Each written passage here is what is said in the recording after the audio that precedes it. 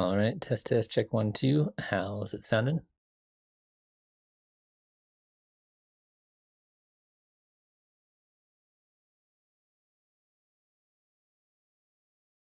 All right, let's get this thing going. Oops, that's not supposed to be there. Hello and welcome to another live stream. Let me try switching one thing real quick. Boom, there's me that's big. Let me move some things around here. And close out of some things that I don't need in my life.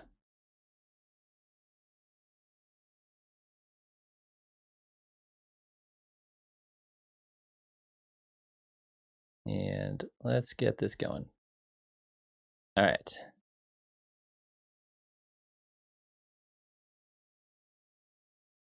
How is everybody doing today? Hopefully I fixed everything.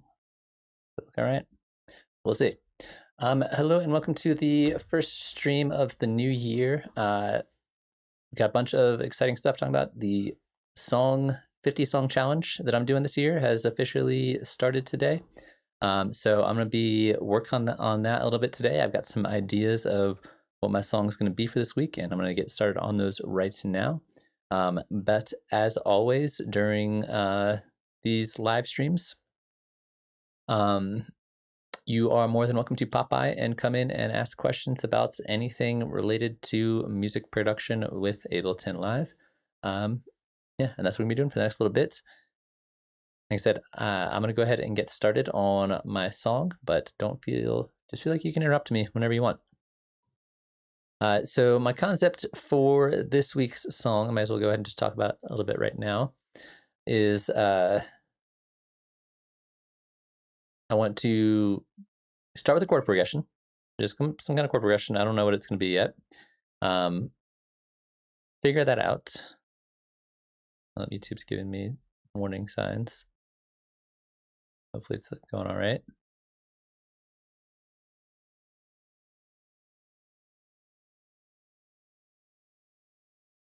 All right, we'll see how that goes. I'm gonna start with chord progression, and then I want to go nuts with the arpeggiator. It's something I've been doing a lot on stream a little bit, and just in my productions in general.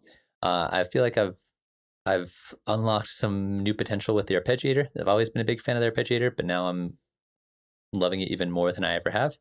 And so I want to write a really kind of complex arpeggiation that goes with my chord progression. And then probably tomorrow on the Patreon stream, I will take whatever my arpeggiator pattern is and run it through my modular synthesizer to get some interesting takes on those sounds. And that's going to be like the core part of the song. Normally I start with drums. In this case, I'm not going to start with drums. I'm going to write, like I said, all there's chord progressions and there's arpeggiated parts, and just kind of see how it goes. But in this case, I'm going to, sorry, I don't know why I'm so distracted today. So normally I start with drums. This time I'm going to start with the chords and arpeggiations and just kind of see where it takes me. And it might be an ambient track with no drums. It might be, I might add in drums later on. I'm not quite sure yet. So we're going to start with the chord progression here. Oh my God, everything is going crazy today. So now, cool. We can do that.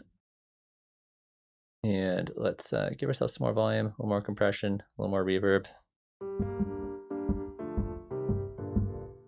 I feel like writing G minor today, so that's how we're going to start.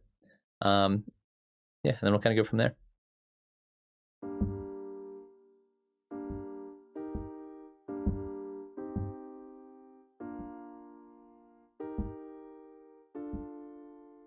That's not too bad.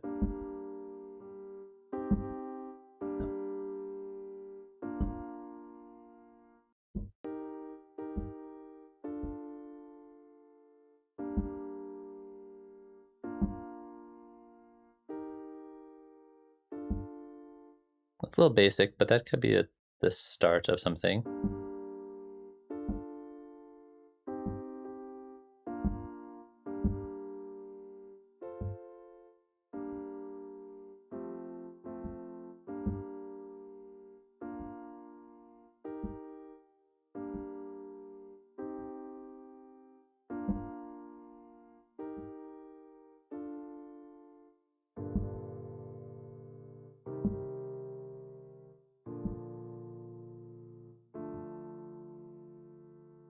That could work. That's not too bad.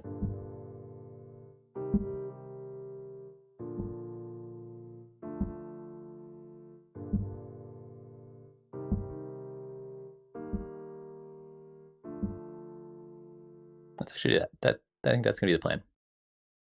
So let's go ahead and do it one more time. Just make sure I have the right chords I want.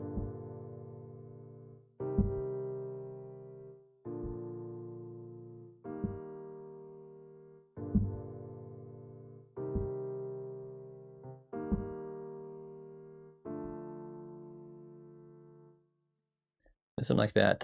There's a little extra note in there that didn't want to be there. That guy, we'll get rid of that guy. And looks like my timing's kind of all over the place, so we'll just play the metronome. Now that we kind of know what we're doing.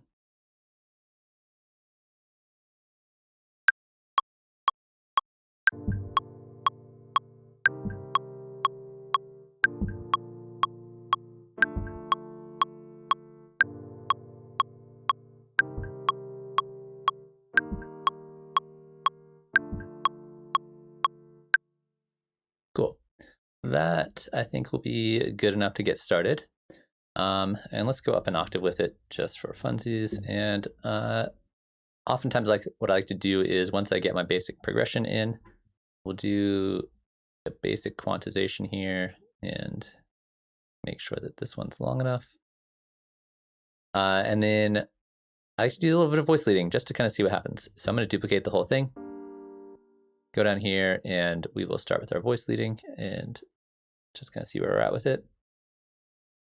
Ella could, maybe these guys go down too. Yeah, that's probably good there.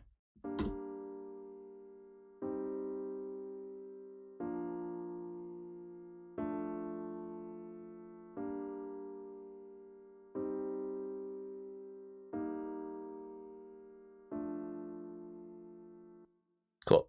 So we're gonna take this as our core concept, and I'm pretty much gonna ignore the chord progression from here on out, and I'm gonna basically swap this up and kind of switch it into a more arpeggiated thing. We'll come back to it at some point, so I'll leave it there. But this is where we're gonna start on our synth part. And to do this, I'm gonna keep it real simple for right now. I'm gonna start with just a sine wave, a little kind of plucky sound like that. And we are going to get into our arpeggiator and see what we can do with it.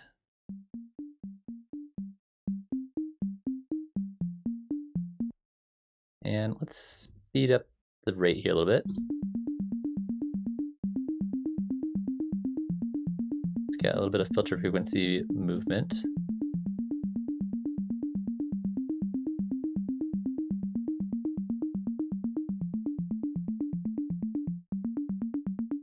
No, let's not do the filter frequency movement.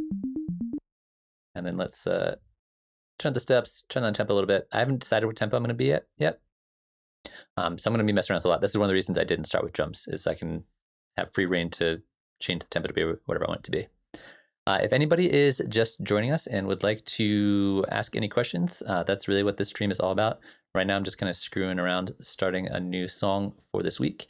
But feel free to toss any questions you have in the chat. Otherwise, I'm just going to be messing around with this and kind of seeing what I can do with it.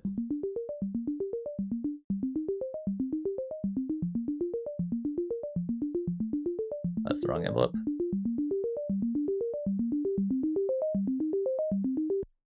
All right, let's get that up to 2 here. Let's give it a little bit of volume envelope going in.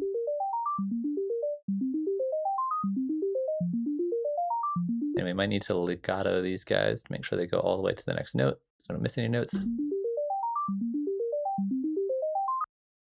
let's put a little bit of delay on here.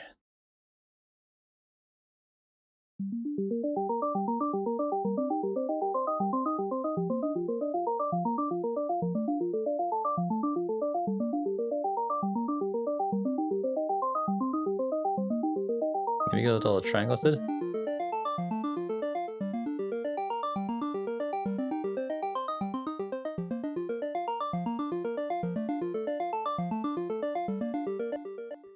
Cool, that's sounding a little closer to what I want. Let's try with unison and without, see what happens. I don't mind that.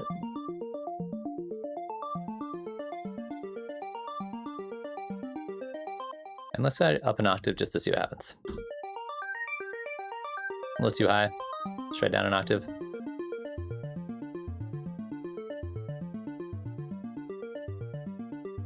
I can get behind that. Let's ping pong this delay here.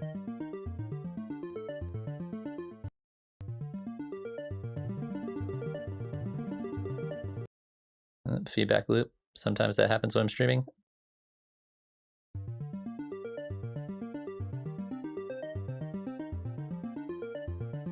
All right, so that's kind of like stage one. That's like basic arpeggiation stuff, nothing like too crazy going on here.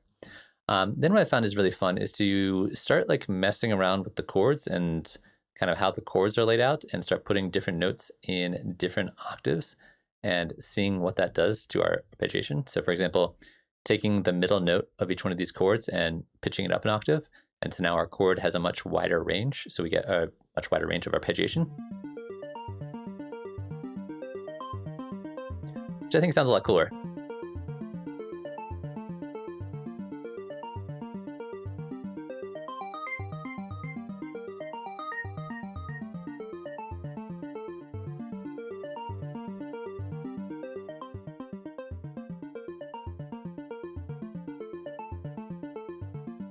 All right, now let's try to get the filter back in here.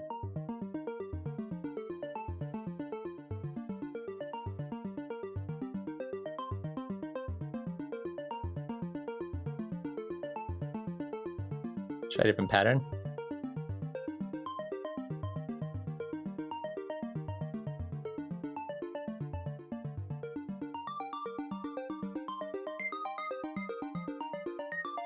So Bring Out, how you doing today?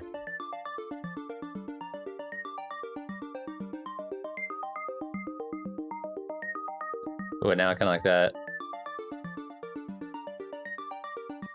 All right, so that's kind of stage one. Just getting like a cool arpeggiated pattern in here that's kind of interesting that we can work with. And then step two is to take this and we're going to duplicate the entire thing. And we're going to have same basic idea for chord progression, although we might change this up as we go along. What's up, you run marathons? How you doing? So duplicate the entire track. On the new version, we're going to switch. Am I getting feedback loops? All right, I'm going to quit the application that sends the audio from live into my streaming software and then reopen it because it's acting a little crazy today.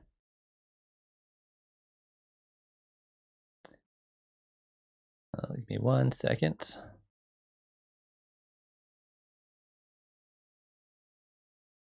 All right, let's see if that fixes the problem.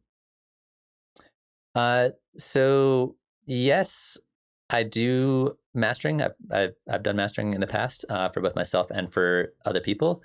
I don't do it often just because I've been so busy with teaching and sometimes my schedule just gets crazy. But if that's something you are interested in, definitely shoot me an email at catalyzemusicacademy@gmail.com and I'll definitely consider it depending on the shape and size of the project and what you're looking for. But yeah, I definitely wouldn't mind.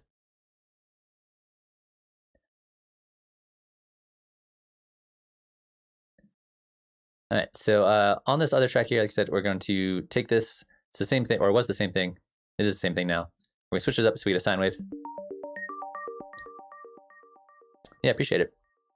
Yeah, I did a big mastering project recently for a big live performance for a student of mine who did like a improvisational live looping setup, and he filmed the whole thing. So I did the mastering for that recently, and that was actually really fun because it was like one 1 hour song essentially, and that was cool. All right, so we're gonna switch up the sound, and then we're also gonna switch up the pattern a little bit. So we're gonna do things like maybe go to converge, and maybe switch up the timing on our delay.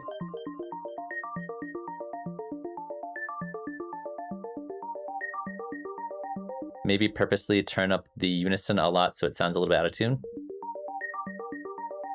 Play with the volume envelope a little bit, see what it does.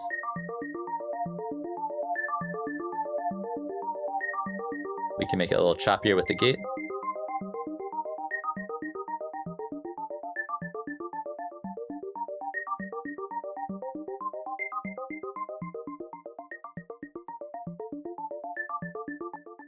something like that could work. I also like playing on the octaves on these. I really like the octave it's already in, but I think it's always good in experiment to pitch things up an octave and down an octave when you're experimenting doing your sound design. So I think it's a little bit too high. The other thing that I like to do is occasionally skip out notes. And so the way I'm going to do this is just make these shorter and then use the option key to option drag them. So now the last 16th note of every half bar, there'll be a little bit of space.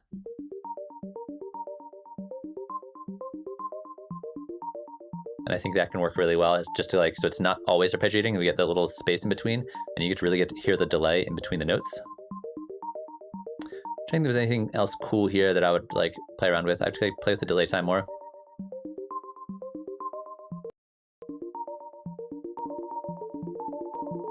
No, feedback loop again.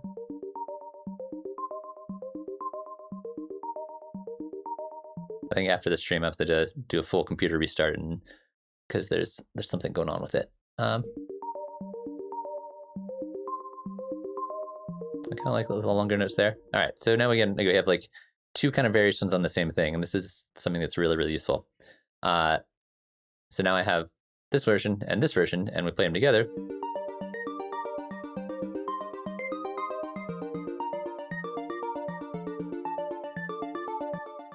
Like that. So we can kind of layer them together. I'm going to make them a little bit more different from each other, but that's kind of the idea here, having multiple layers of arpeggiations to create these kind of weaving melodic elements. So for example, one thing I could do here, I already did this with the middle note. I pitched it up an octave. Maybe I'll take what used to be the top note down an octave and see what happens there. What's up, Jeanette? How you doing?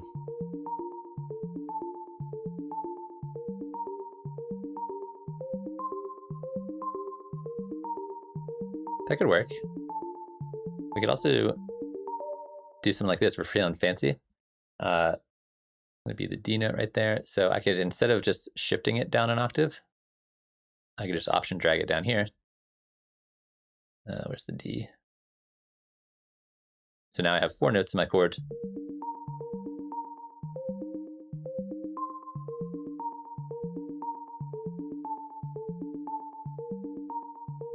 And that can be a really fun way to, again, get more out of your chords. We can do the same thing right here too if we want to.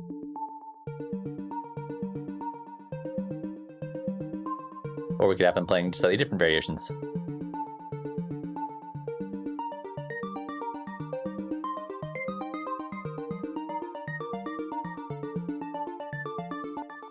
So this is kind of the vibe I was thinking about for the track for this week, is this kind of thing where I have different layers playing different arpeggiations at the same time, playing different sounds.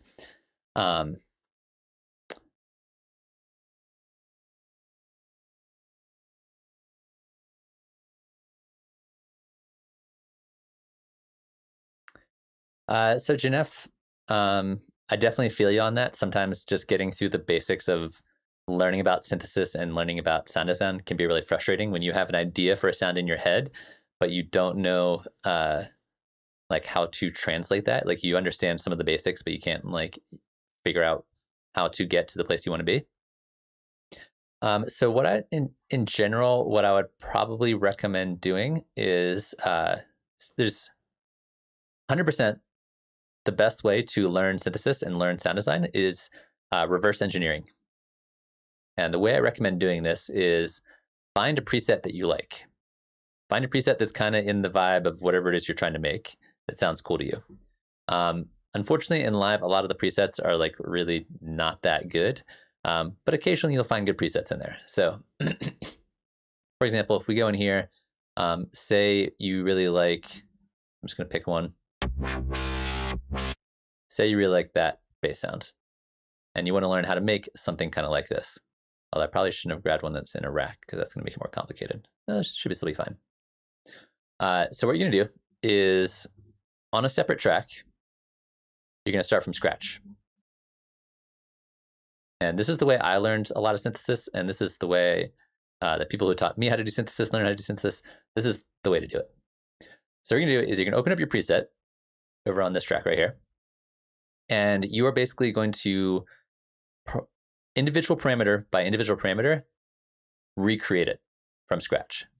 So for example, on this deviant bass wavetable instrument, we have a distortion phased wavetable down 1 octave with a warp of 62%. So what I'm going to do is go over here. I'm going to find the distortion phased wavetable here. I think it goes right around here.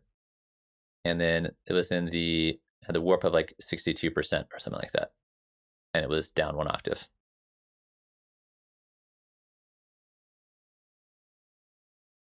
What's up? I don't know how to pronounce your name.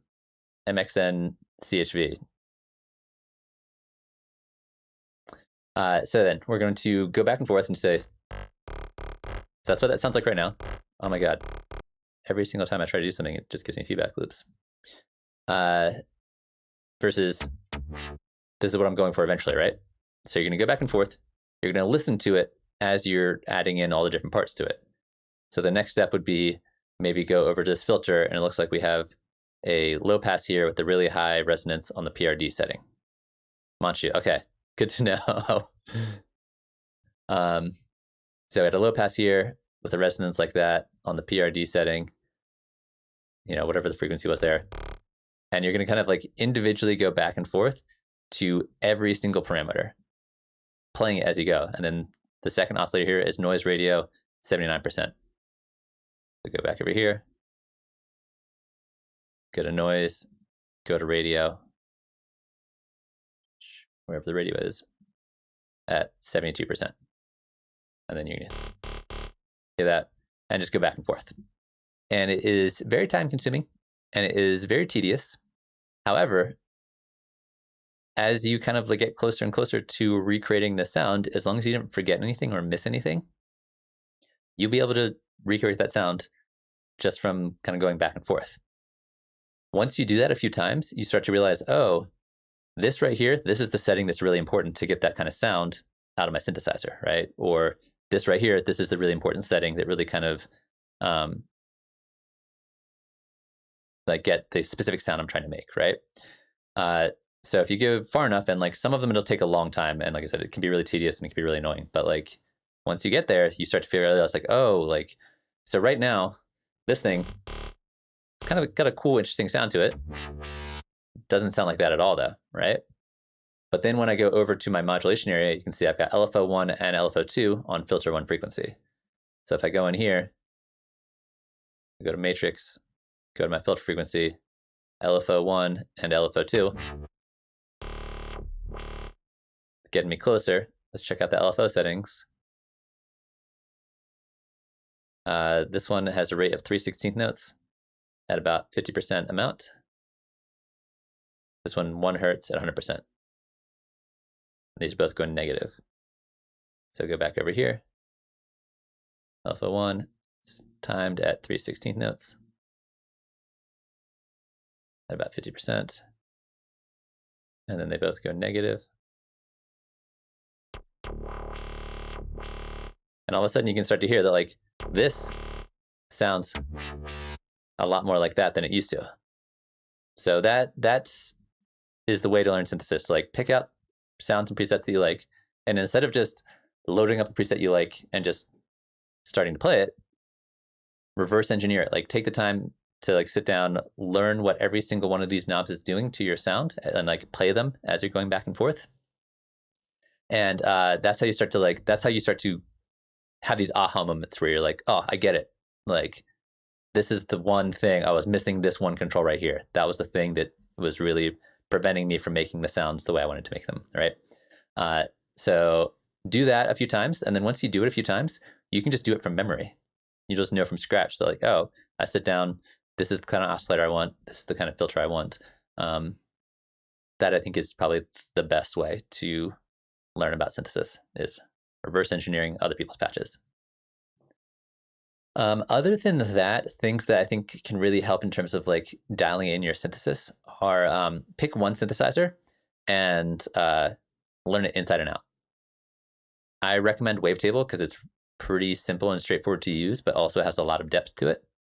If you're more of a serum person or a vital person or operator person, that's totally fine. Whichever one you think seems cool to you. Yeah, one that has a really friendly user UI is also really helpful. That's why one of the reasons I recommend Wavetable. But doing that a bunch is going to progress you more in your synthesis faster than I think anything else will. And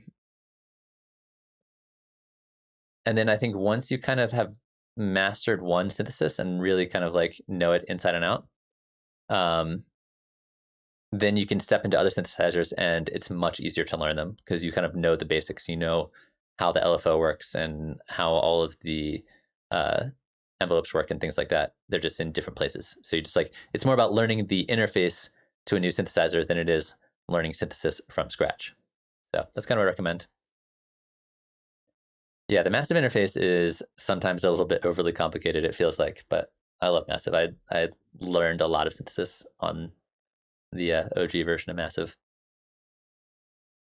I actually had a really funny story about learning massive. When I was going to music production school all of a decade ago, I was like looking up YouTube tutorials and was watching this video on how to make sounds with massive. And then the next day I walk into my synthesis class and the person who was doing the YouTube tutorial that I was watching was my teacher, which was kind of cool. What's up, Jason? How you doing? Welcome.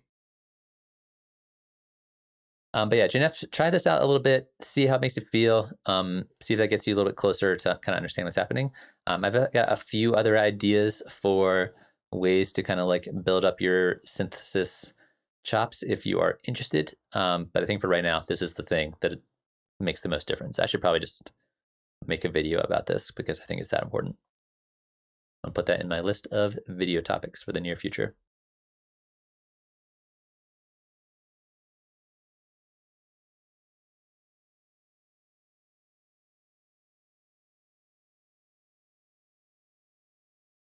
Another really great resource to check out, and I think I've recommended this on stream before, is, why am I blanking on his name? Of course, I like thought of the video and now I can't remember the guy's name.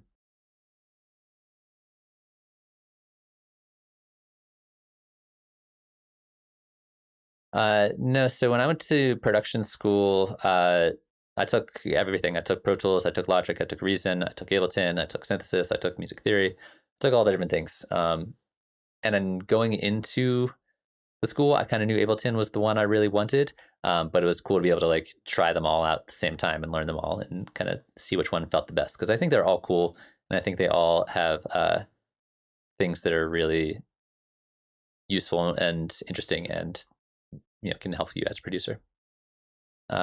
Francis Prev is the name of the dude I was trying to think of. Let me pull this up in a second.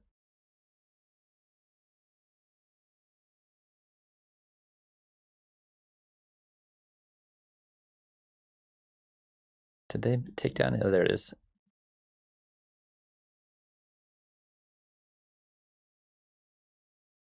I don't know why I didn't come up in Google as the first thing, but this video right here, I've recommended before. Let me pull this up here.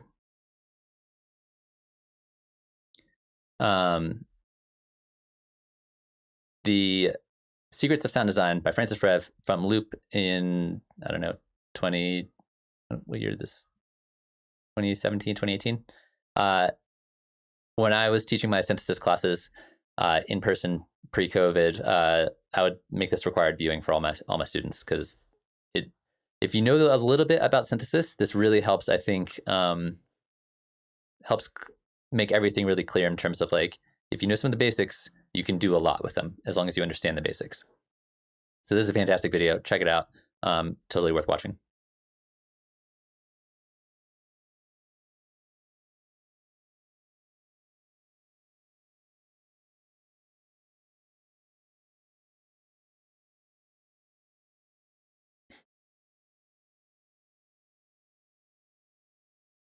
All right, everything's still working. Cool. Yeah, I just closed it, but I'll put the link in the chat.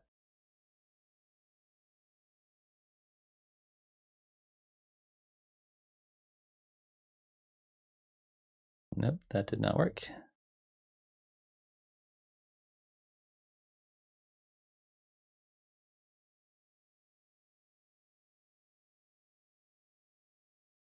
Yeah, that's the video right there. Super interesting. In fact, just as a general recommendation, Loop is the conference that Ableton puts on. They used to be once a year. They haven't had it since COVID. And a lot of the speakers and workshops and things they post videos for, and most of them are amazing. A lot of them are like some of the best videos you will see on just art and creation and music production in general. And there's lots of cool different topics and lots of really cool presenters. So they're all posted on the Ableton YouTube page and are definitely worth checking out. That's a really great question, Jason. I am particularly partial to the Ableton Live arpeggiator. It's what I've been using early in the stream. And I have a few issues with the Ableton arpeggiator. I think it definitely could use a bit of an upgrade in terms of diversity of what you can do with it. But in terms of just getting good arpeggiated sounds out of it, I love it. It's quick, it's easy, gets the job done. If I'm looking for arpeggiators to do something a little bit more than the live arpeggiator, the first place I'm going to be checking is going to be the probability pack. This is a free pack that was released a little while ago, a couple years ago, and it has a bunch of really cool arpeggiators. And a lot of them, it's in the probability pack because a lot of them have a lot of like random controls, but you don't have to use the random controls. You can just straight up use the arpeggiator. In fact, I might even do this right now to layer with the two arpeggiators I already have going. Like the melodic probability is great, probability ARP is fantastic. These are the ones I kind of lean to first if I'm looking for something a little bit beyond just the regular live arpeggiator.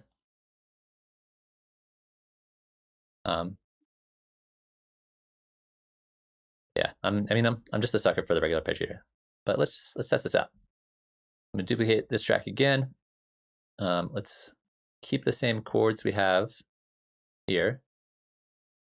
In fact, I'm going to do something like this just so I have more variations. Important to keep these organized. And on this one, we're going to add the probability ARP.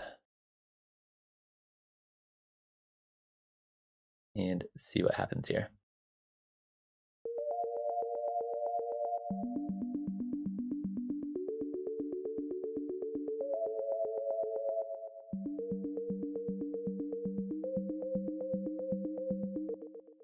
All right, so what we want is, there's different styles here, just like there are in the regular arpeggiator. But then we can randomize the style. So I can turn this up.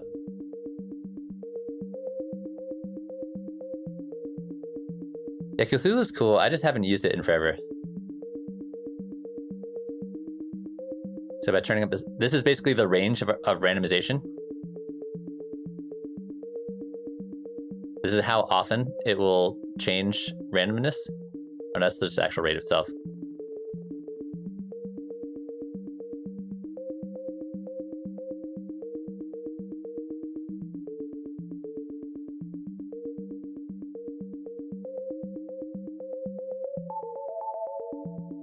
Don't want that.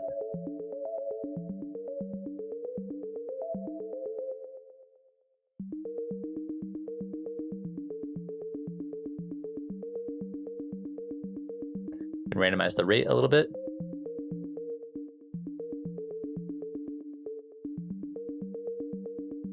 Let's randomize the octave a little bit.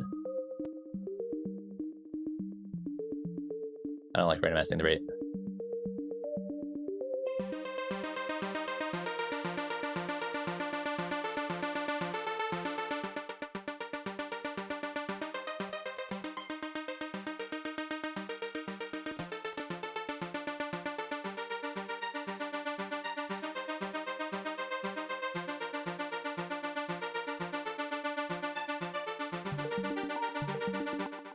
Oh, something sounds off. And then if I recall correctly, the melodic probability is pretty cool as well, and you can also use it to do arpeggiations. Oh, this is actually just going to sequence things though.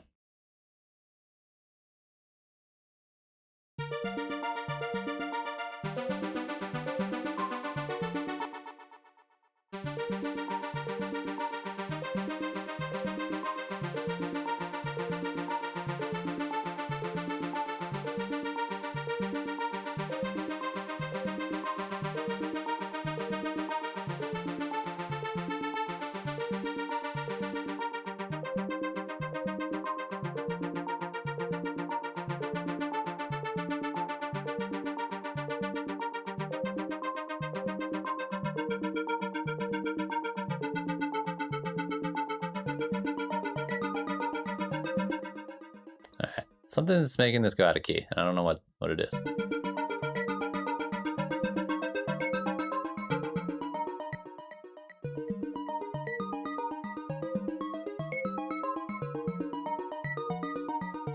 This one? What is doing that?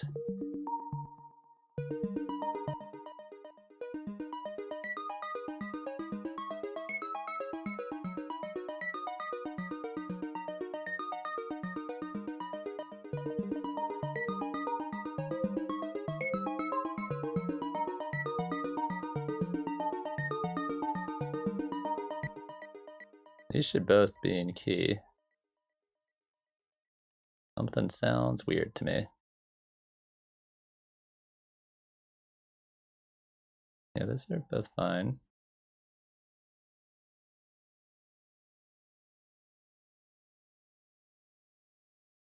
It didn't sound like it before.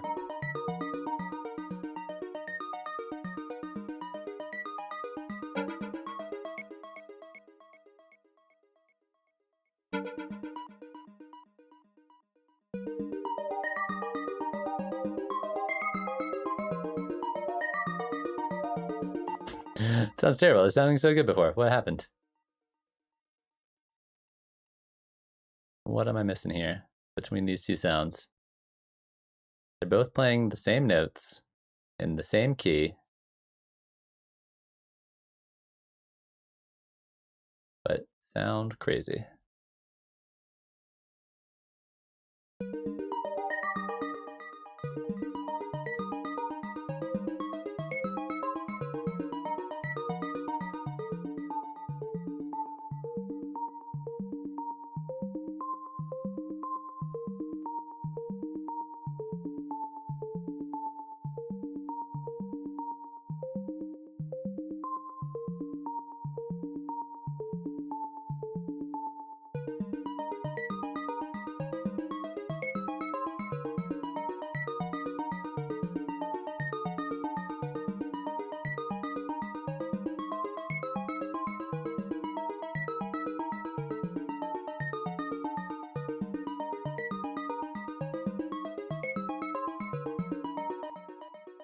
I don't know what happened here. Also, if anybody has any questions or things that they would like to talk about, feel free to toss those in the chat.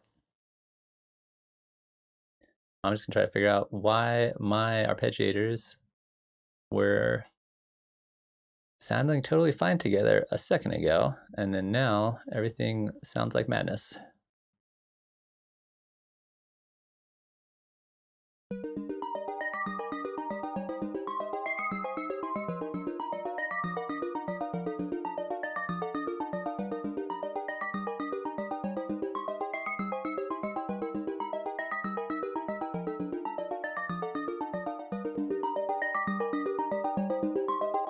Was it just the unison was too crazy? No, it still sounds strange to me. Nothing is detuned. There's no pitch envelopes or anything.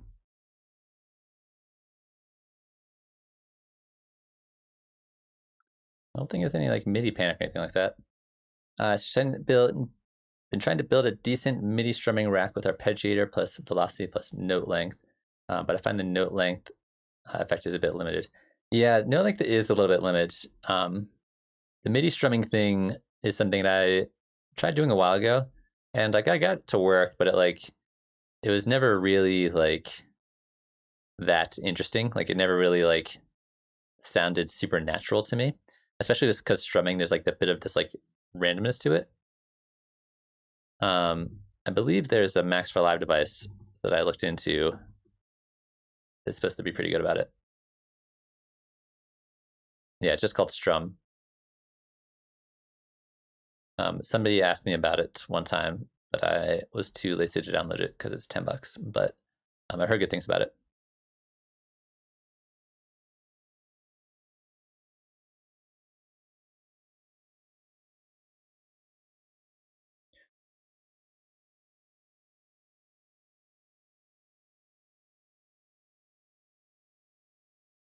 Yeah, just being able to like set it up so you just get the note off control could be really nice without actually having to pick a length.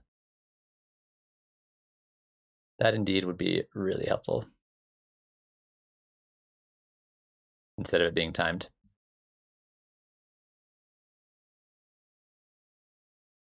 Yeah, I feel like Max for Live is just always going to be the answer for something like that. The combined MIDI effects that you get are not going to give you the amount of control you need to create like a strumming kind of thing. But Max for Live, you can totally do something like that.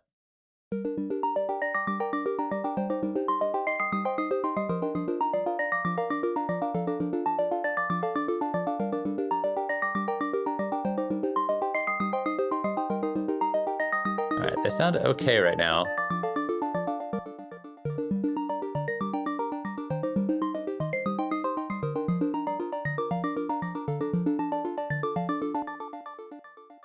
Yeah, the strumming one I found was $10. There's a free one. I definitely want to check it out.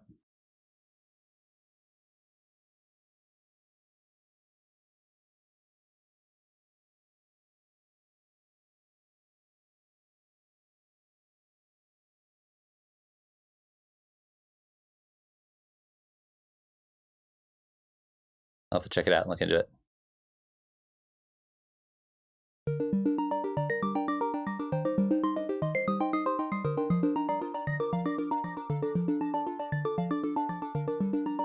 All right, that's sounding better.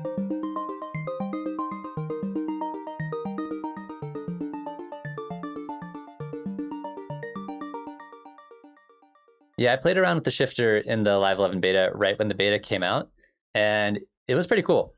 I'm not gonna lie, I think it's kind of interesting.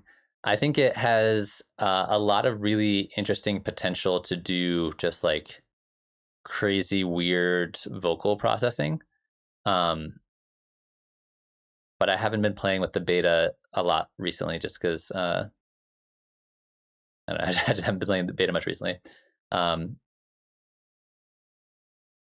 it's really artifacty, but I think that if what you're going for is like a really crazy sounding processing, then I think it could be really cool. I think if you're going for like really like nice, rich sounding pitch shifting, it wasn't it didn't work that way. It didn't do a good job of like preserving the quality. It's just like it's kind of designed to just mangle things, it feels like. I honestly didn't even bother playing around with the frequency shifter, so I couldn't tell you if I thought it was worse or not. I was just playing around with the new pitch shifting feature. I'll have to bust out the Live 11 beta again because I haven't really played with it much. So I'm assuming they've made updates to it since the last time I used it. But it's been a long beta testing time. Usually once we get to the public beta, it's like 2 or 3 months away, and it feels like, I don't know, I haven't heard anything about us being any closer to being 11.1. But sometimes they just drop that out of nowhere.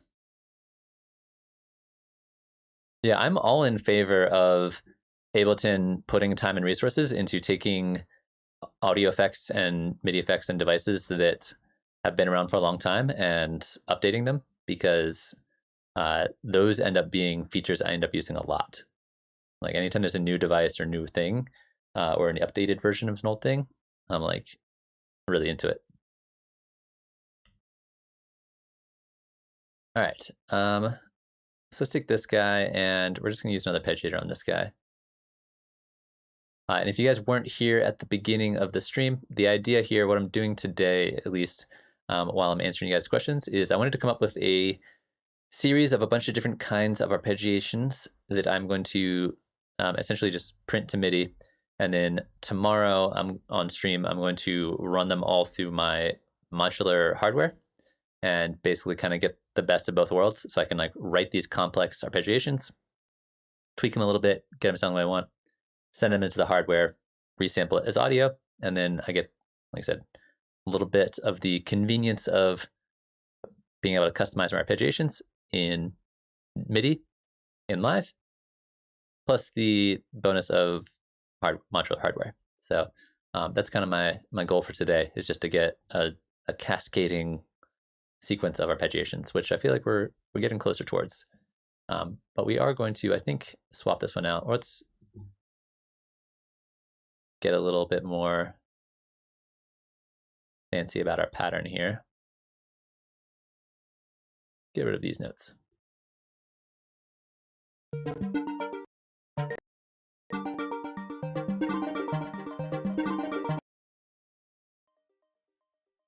All right, let's fix that.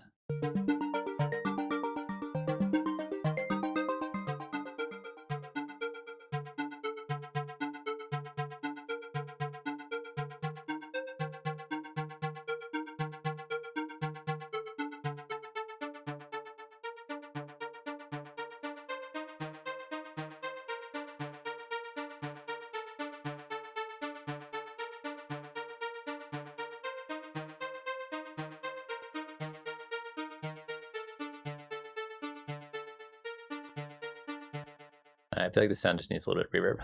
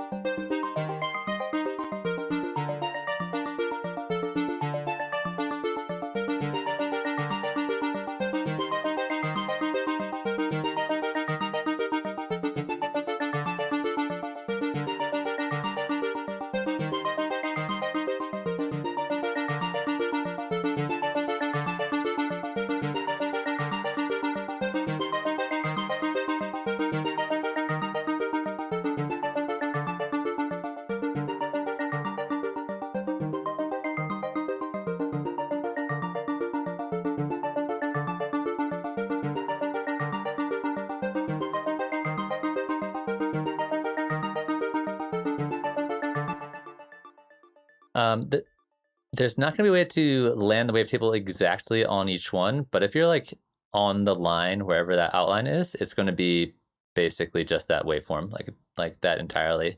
And I guess you could like just make a personal note that like, all right, 33% is this one. I guess this one's going to be like 66%, and then this one's going to be 100%, and this one's going to be 0. So there's not going to be a way to like, as you're modulating it, make it be exactly here and exactly here, unless you got your modulation to align up with exactly those positions.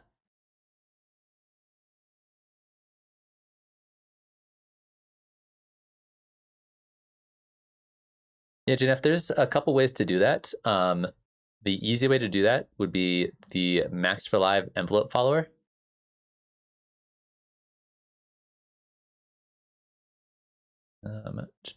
Envelope follower. So if you put that on a drum beat or something like that, let me put this over here on this track. And then we just grabbed like a percussive loop.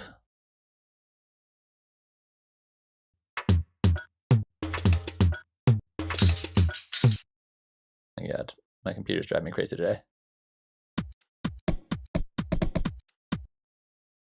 So if we were to take something like this,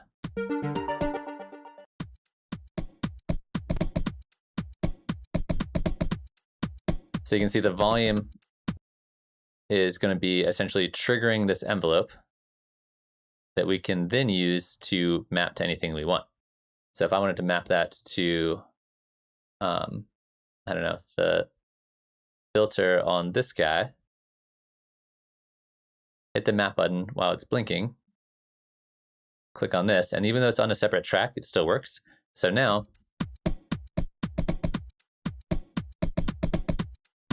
turn that off. It's now being triggered by the rhythm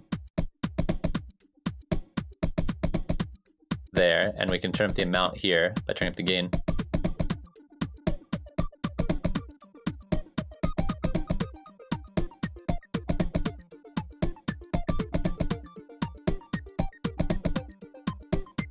And we can give it a little bit of decay.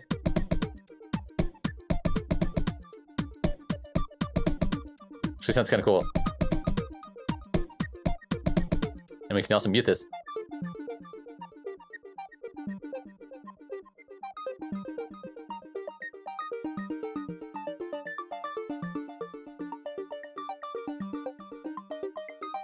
So you can kind of gate it to it, which is kind of cool.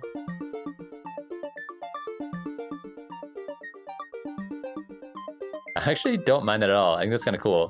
If we just get the settings right here.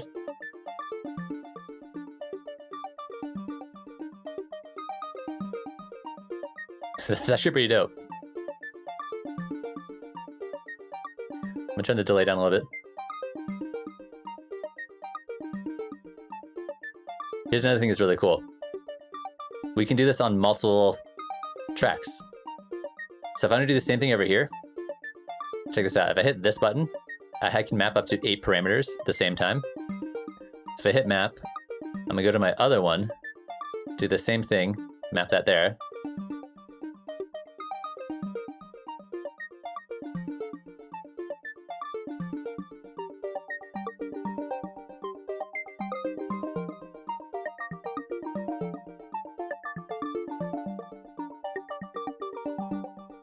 There's a MIDI version too. So if you want to do it from MIDI, instead of grabbing the envelope follower under the MIDI effects, there is the envelope MIDI. And that is the exact same thing, but it's triggered by MIDI notes instead of by audio volume.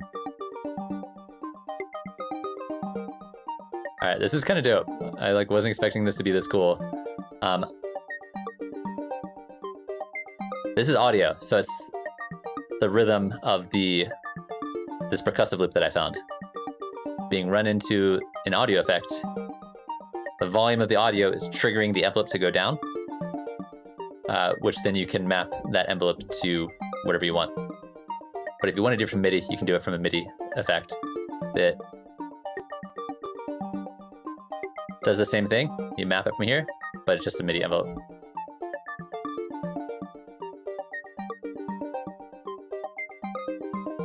We can also change the amounts on each one to be different.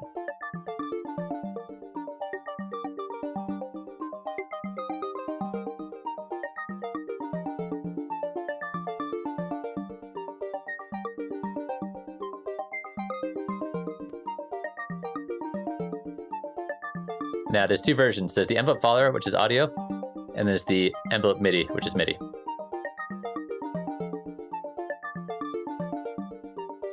You could do something kind of similar with the gate. You could do something kind of similar with the gate effect, and that would also work. But you sidechain with it, which we can test out over here. So those 2 sounds. I'm gonna leave that like that because it's kind of cool.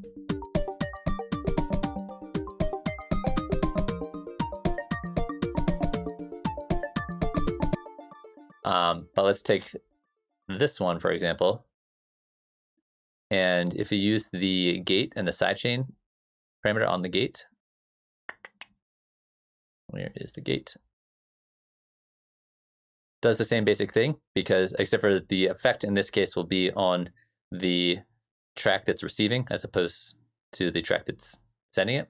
So if you turn the gate, turn on the sidechain, and we got the sidechain from, in this case, my percussion 2 track. Now, anytime the volume goes up on the percussion, it's going to let through this arpeggiation.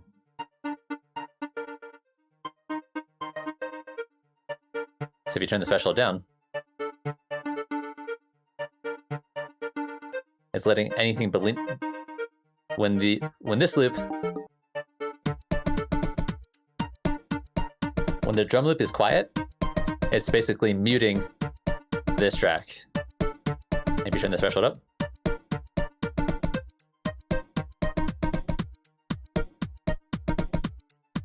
Only the loudest sounds let it through now.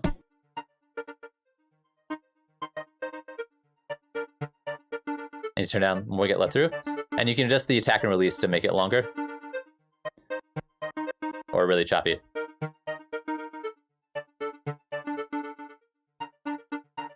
It kind of is the same thing here. I think the other way is a little cooler, but this also works.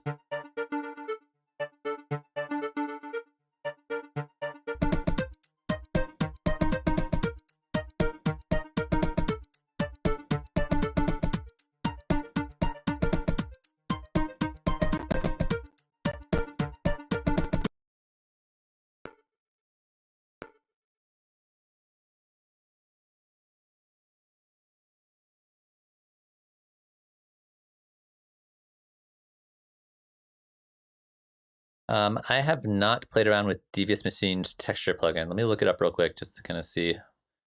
I always like it when people give me plugin recommendations because I always end up after stream checking them out and seeing what they can do.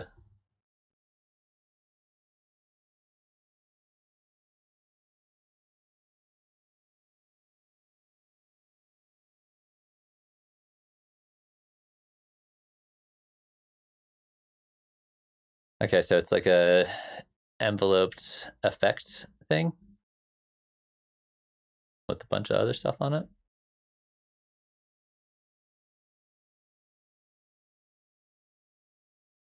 That seems cool. I'll definitely check this one out.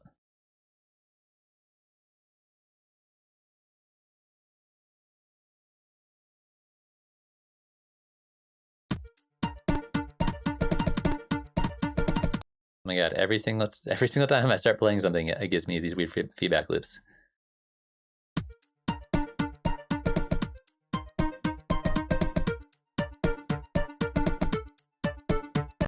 Yeah, there's always infinite techniques.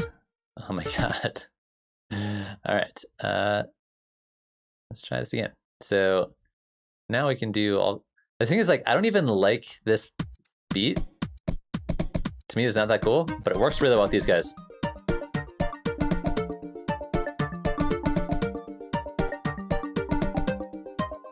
All right, I want to try an experiment here. What I want is, I like that rhythm a lot, but I don't want all of them to have the exact same rhythm, right? So what I'm going to do is I'm going to duplicate this track. On the first one, I'm going to remove the second piece of automation. And on the second one, I remove the first one. So now this one is controlling this track. This one is controlling this track. And then what I'm going to do is play with the timing. So this one's going to be a half bar later. Now the timings will be a little bit different.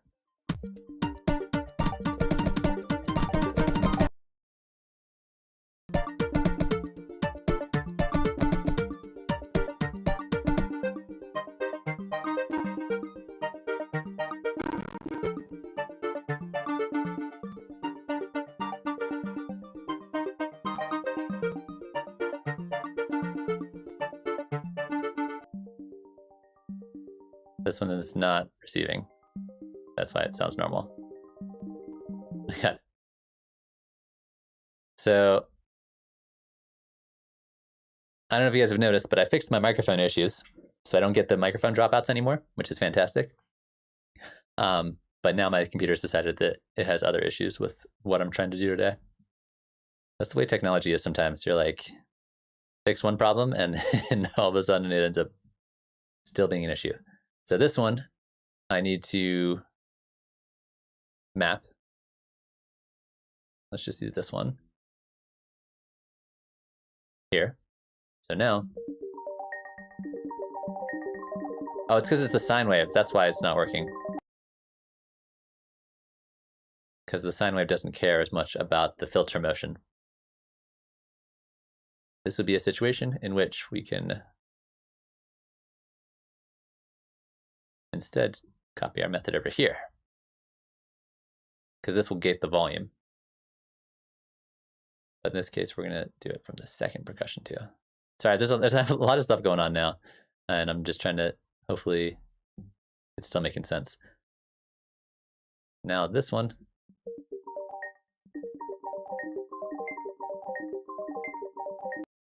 All right, you guys are noticing that like everything that I'm doing now is just turning into feedback loop. I'm wondering if maybe I close more things, it won't do that as much.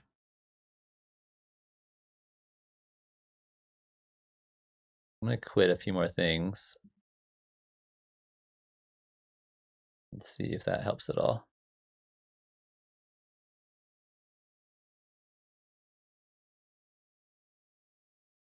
Check my buffer size. That probably has something to do with it.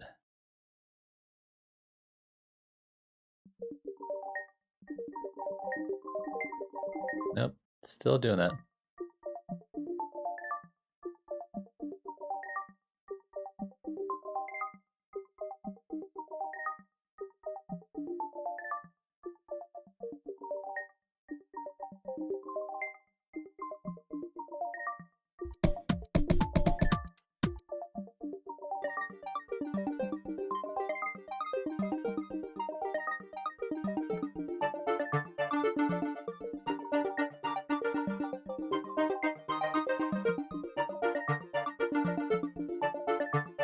All right, that's kind of what I wanted here.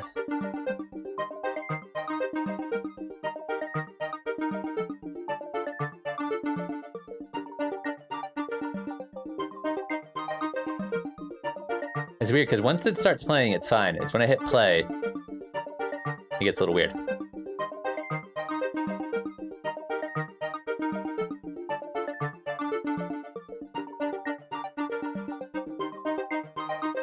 Might turn this one up.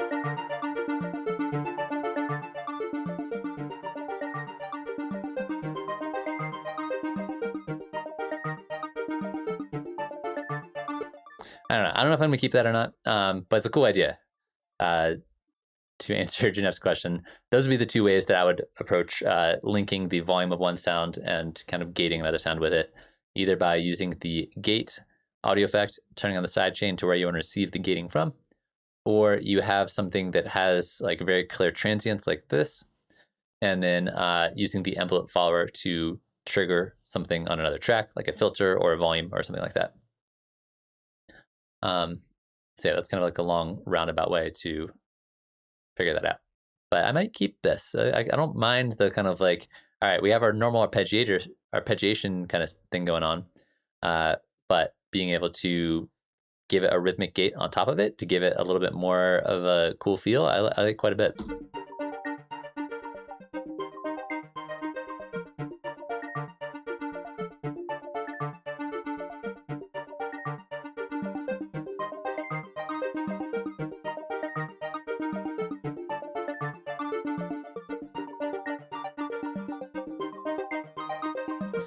So originally I wasn't thinking I was going to put a beat on this, but now that it has much more rhythmic feel, I might have to like toss a beat on it and see how it feels. Also, just like to let people know if you are just joining us and you have any questions or things you'd like to talk about, you are more than welcome to do so in the chat.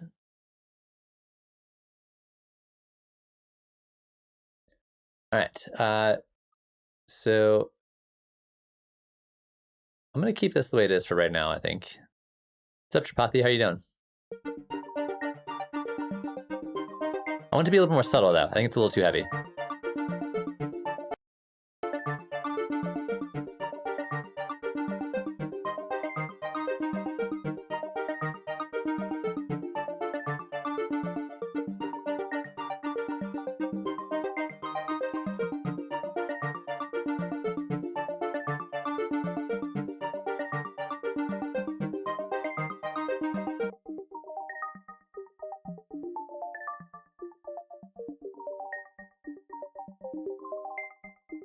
Awesome. Yeah, hit me up with those questions, Tripathi. And yeah, we can definitely talk about being a certified trainer.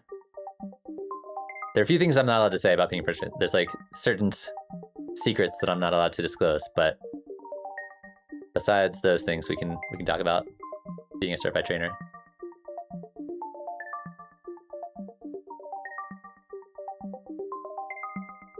I think this one might be better without the gating. Yeah, I think that's the way to do it.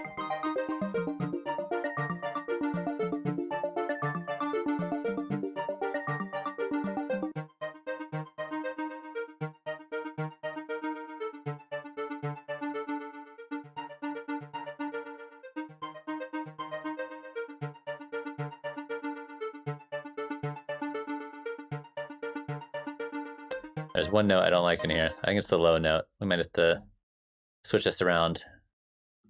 I think it's a little better. They're not really secrets. There's just like, there are things that are covered under, you know, that I'm just not allowed to say.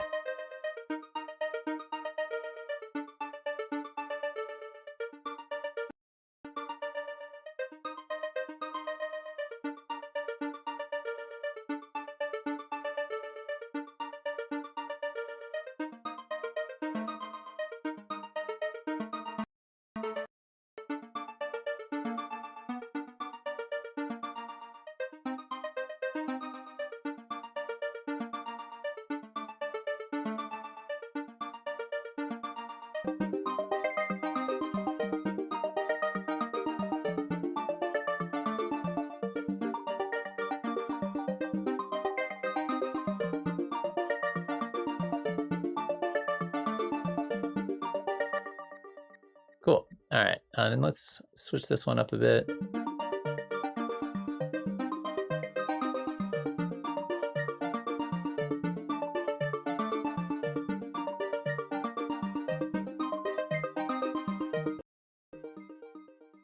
All right, so Chapathi's got a question. In a group, say a group of vocal tracks, all the individual tracks are routed to the main group track. So any effects processing the main group get applied to all of the component tracks. That is exactly correct. So just think about it like, you know, I've got a group right here, and all of the audio coming out of each one of these 3 tracks is going through the group first before it goes anywhere else. It usually goes to the master next, but you could have a group within your group or something like that. So if I were to want to apply, you know, reverb to all 3 of these at the same time, if I were to, where's the reverb? Let's get rid of this guy. Put this reverb here. It's going to apply to all 3 at the same time.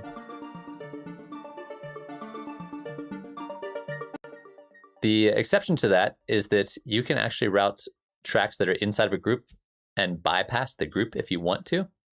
Not very often that you want to do that. So, but you can by going in here and instead of sending to the group, I could just send this directly to the master, for example. In which case, this one track still lives inside the group, but it's bypassing here before it hits the master.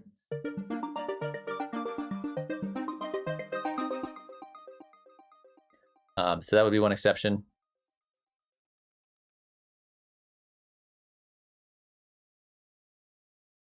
So if you are using your send knobs, this is a great question here. So if I'm using the send knob here on this one, and we'll solo it just so we can focus on just this one. If I send this to the reverb here, this is happening separate than going here. So this track is simultaneously being sent to the group without the shimmer, and then it's being sent to the shimmer, and then the shimmer is going to the master. So you can't see it because my face is here, but this return track here that I have highlighted is the shimmer. So this is not being processed by anything on the group. And this track here, this controls the volume of the audio going here.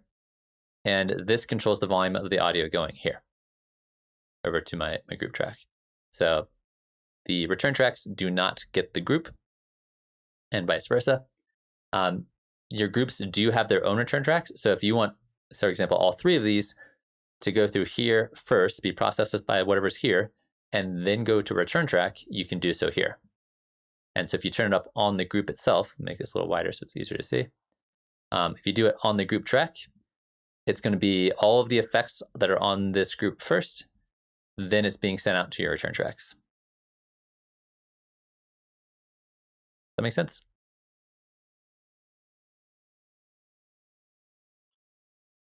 It's a little weird until you get used to it, but once you get used to it, it's pretty straightforward. So this bypasses group, but it still sends it over here. And then you could theoretically send this back to your, you can't send it to the group, unfortunately, but you could send this somewhere else on the output of your return track if you wanted to.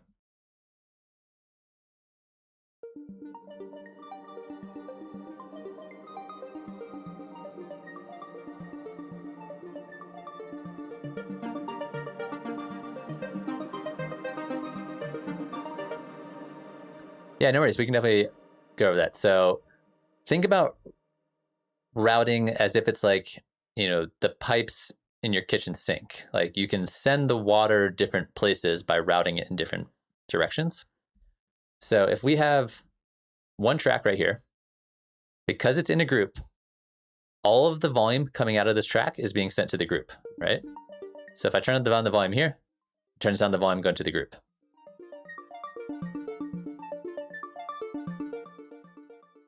And then if I want to send this to a return track, I can turn this up here. This controls the amount of volume going to the return track.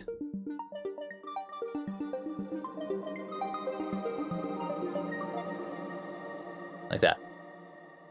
So the question is about what's the relationship between the group tracks and the return tracks. So if this is coming out here, it's going here, but it's also going independently and separately over here to my return track.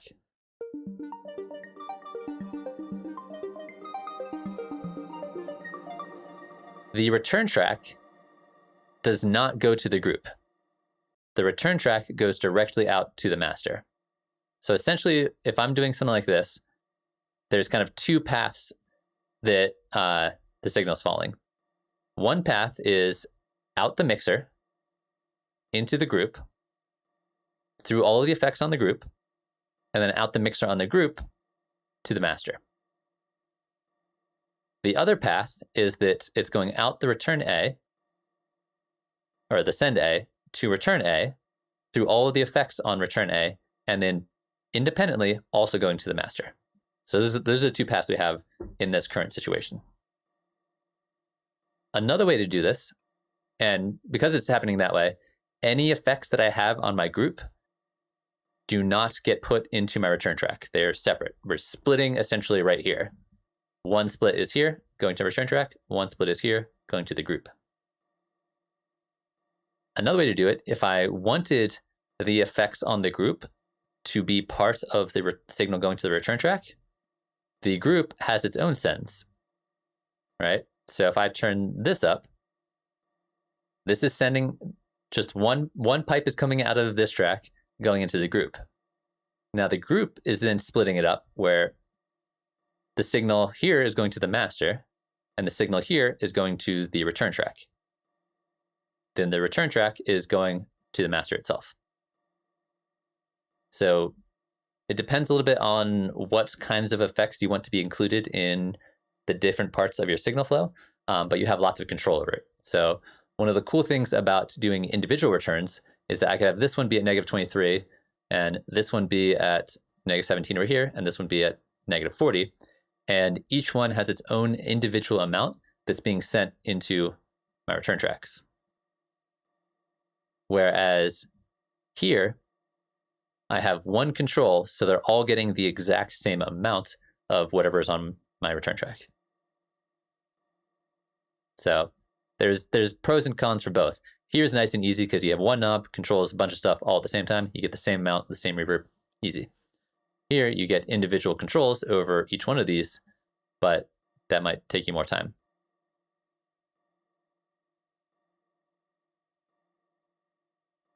Hopefully that makes sense. It takes a little while to kind of wrap your head around.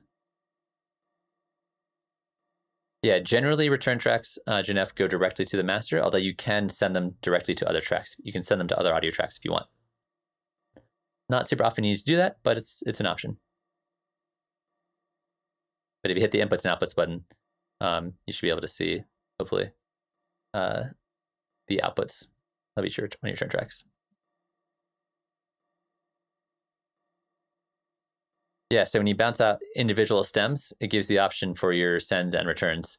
That way, if you play everything together, it's just as audio, all the stems together, it should still sound exactly the same.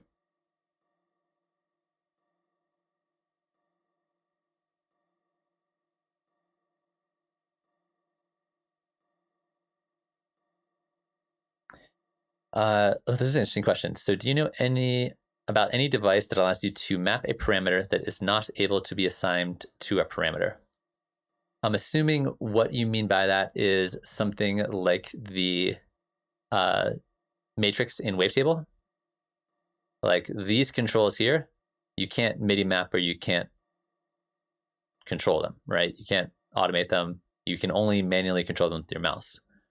Is there a device that allows you to control something like that? I don't know. Not off the top of my head. I know that a lot of times in situations like this, if there are parameters that you cannot control, like these two controls down here, you can automate. So this controls the amount for everything in here. So this is automatable. And then same thing for like LFO amount here. You can MIDI map this or you can automate that. So a lot of these have controls kind of hidden in other places that allow you to move those around. But as far as I know, there's no like device or anything like that that'll like, there's no like max for live device that'll allow you to map something like the amount in there.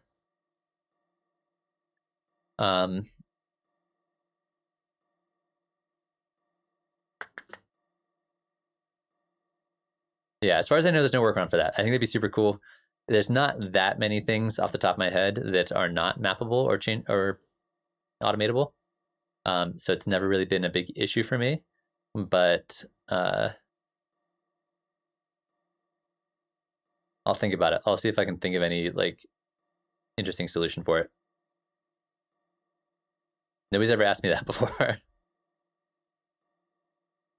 Tripathi, the reason these are knobs and these are just boxes is it has to do with the width of the channel or the track. So if I make these wider, they become your normal knob sense. But if you make them skinnier, which I actually prefer, they just show up these little boxes because there's less room for them. So I actually purposely do that to my tracks to make them skinnier. So it's, to me, it's a little easier on the eyes and I just like it more and I can see more. But that's why they look like that.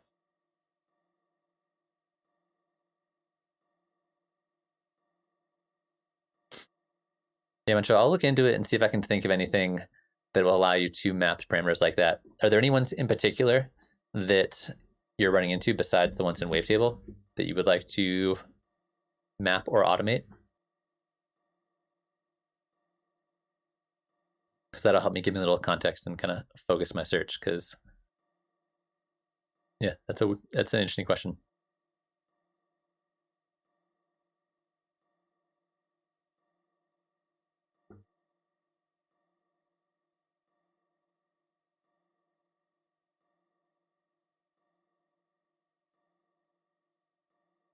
All right. Let me look on DuckBuddy and see what's mappable and what's not.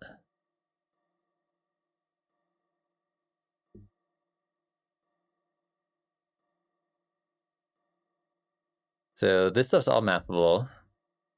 Are you trying to like change the input on DuckBuddy or something like that? Or the shape?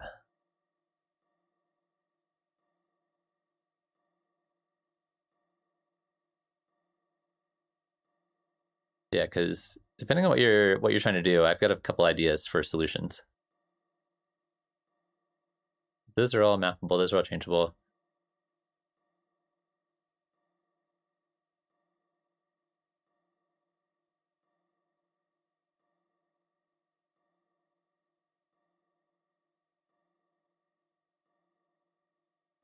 All right, so you want to have multiple you want to have two instances of DuckBuddy, sidechain to the kick, the other to the snare, but always perfectly synced in shape.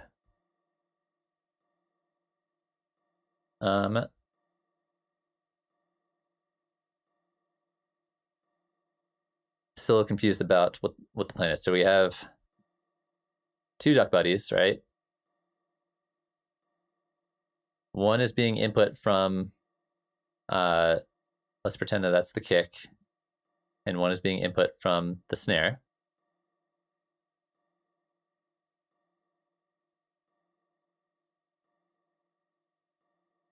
You want to basically be able to like have it switch back and forth here between one track and the next and be able to automate that.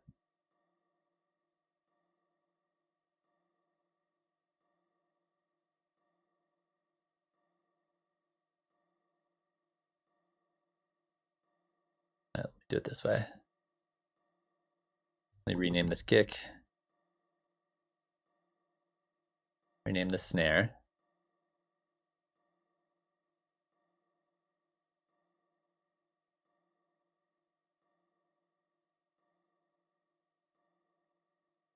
They wouldn't even need to be parallel. In fact, you would want them.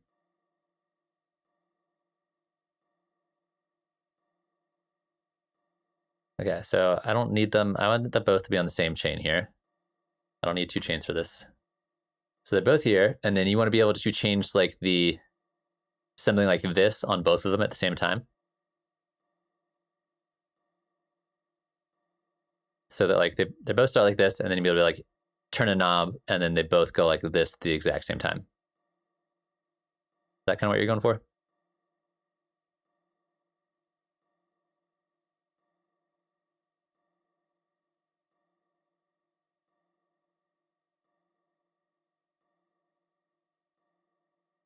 And then essentially be able to like macro map that as a control. Yeah, I mean, what I would probably do if I was you, and this might be kind of a pain, is essentially just come up with a couple of different versions of shapes that you like. So essentially have like, this is version 1, and then this is version 2 that has like a longer one here, and then this is version 3 that's maybe going to have like a different curve. I don't know if you do that kind of curve. I don't know. You do something like that. Something like that. All right. And then instead of redoing it here, we just duplicate it. And then set this one to be the snare. So we have, here's our different versions of our Duck Buddy. Go into the chain selector here and be able to swap between them.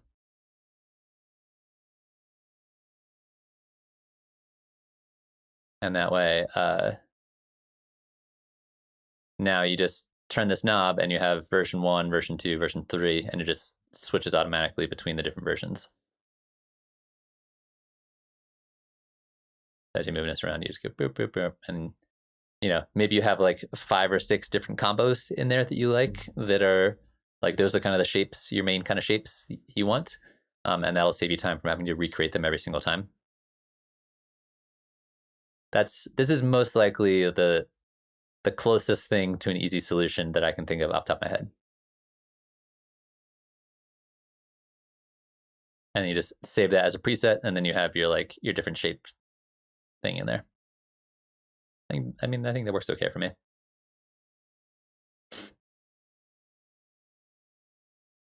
So yeah, Tripathi, if you have a third-party plugin that you would like to automate or MIDI map or something like that, the easy way to do that is load up the plugin, hit this little triangle button right here. Oh, this one already has it. Let me find a plugin that will not have it already done for me.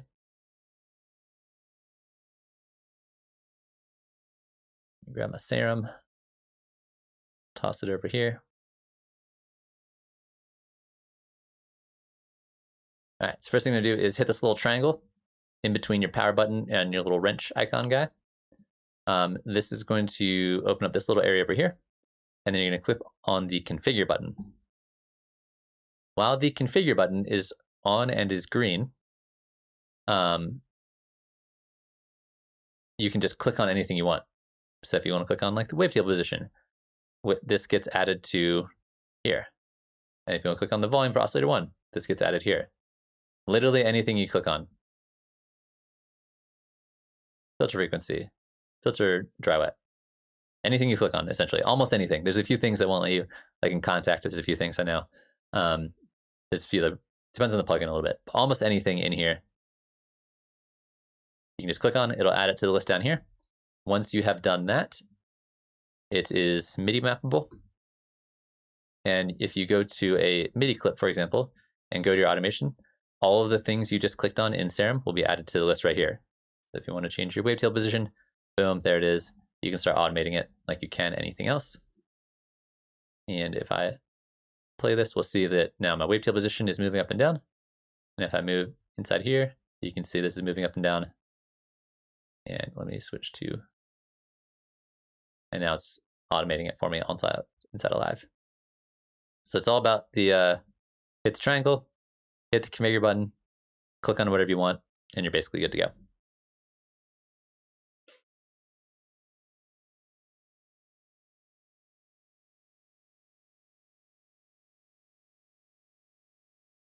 Yeah, being able to draw in the position of the dots on DuckBuddy or anything like that would be super cool. I don't think there's going to be an easy, situation, or there's not going to be an easy solution just to be able to do that. Chef top my head.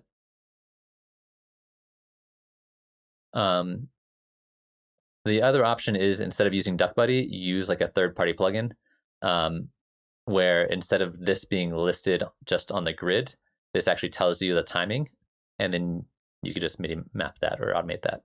So a third-party plugin, something like Gatekeeper, could probably do it. There's like a million different sidechain plugins that all kind of do the same thing. So whatever sidechain plugin of your choice, there's the possibility there's a plugin that just already has that kind of built in as a feature.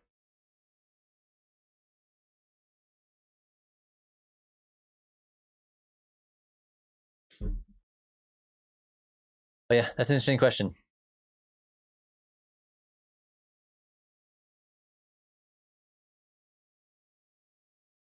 Because being able to slide the position of the sidechain envelope is pretty useful, I think. All right, jumping back into it. And again, if anybody else has any questions or things that you would like to talk about, feel free to let me know. Yeah, DuckBuddy is pretty nice. I was using different plugins for my sidechaining, and I've kind of just settled into using DuckBuddy because it's so easy to use.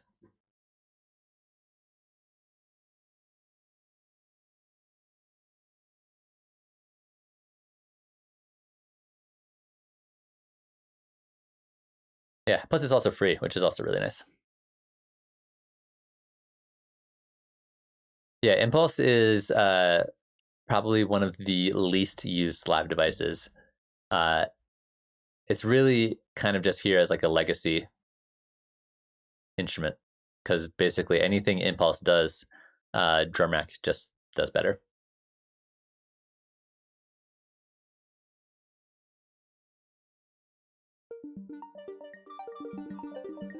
Okay. A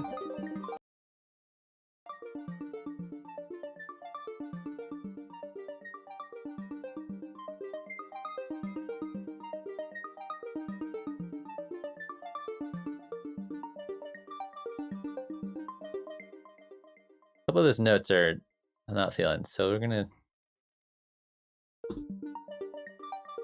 try a less fancy.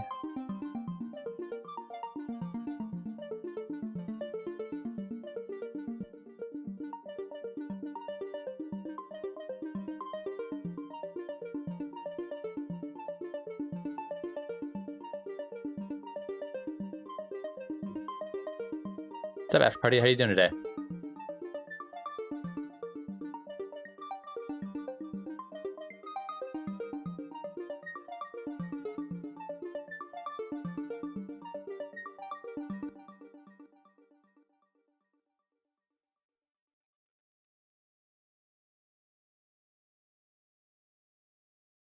No worries, man. I'm glad you're working on something new.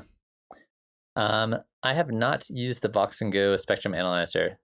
Allows you to analyze two channels simultaneously on the spectrum. It could be useful for mixing purposes. Yeah, for sure. I think that pretty much anytime you have a plugin that gives you really nice visual feedback to understand what it is you're hearing, that can be really, really helpful. I'm a very visual learner. That's why oftentimes when I am doing my synthesis, I will be using like a spectrum analyzer or a oscilloscope or something like that. So if it gives you a cool visual indication that helps you kind of understand what you're hearing, I think that's fantastic.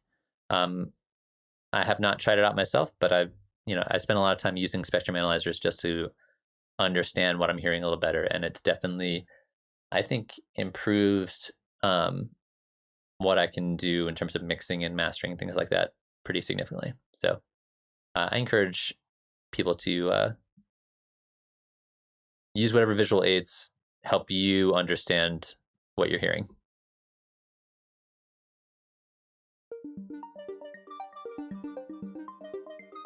I feel like this.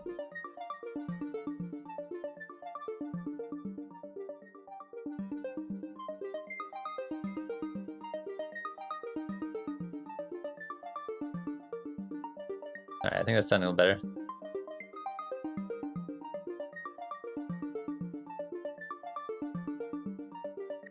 Now, there's nothing built into Live that'll allow you to do multiple tracks of spectrum analysis at the same time.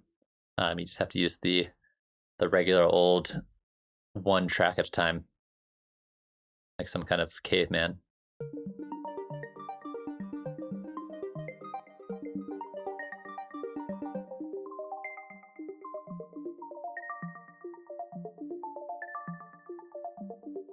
All right, I think I changed my mind about these two guys.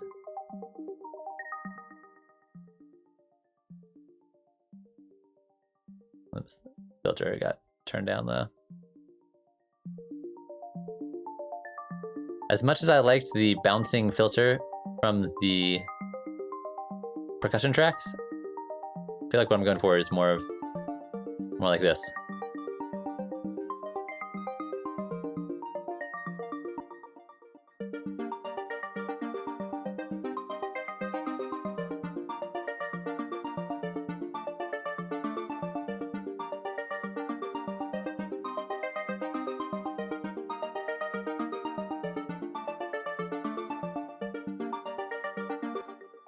All right, and then this one, I want to spread out even more, I think. So we're going to keep playing around with more variations here. Do the middle one again. Going up an octave.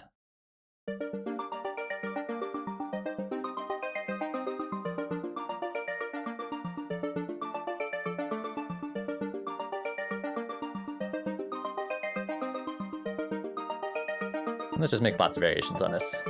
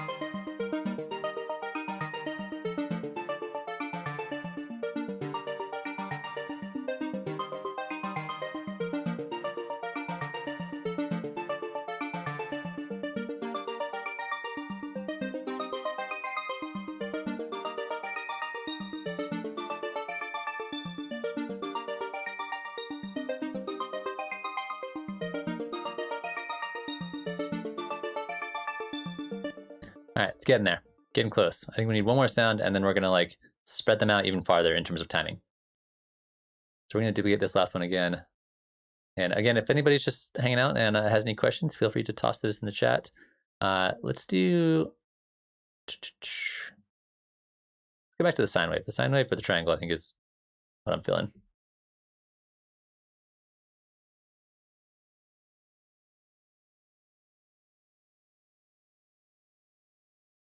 So how do you edit two MIDI notes on different tracks? You just click on one and then hold down Shift and click on the one next to it. And depending on the color of it, let's make that one blue, and not both in blue. Let's make this one green. So it's easier to see them apart. Hold down Shift, you can see both of them at the same time. These have a lot of things going on already at the same time. Let's take this one and this one. So if you click on this one, you're going to be able to see this one. If I click on this one right here, you're going to be able to see this one. And I can edit this one here, move it around.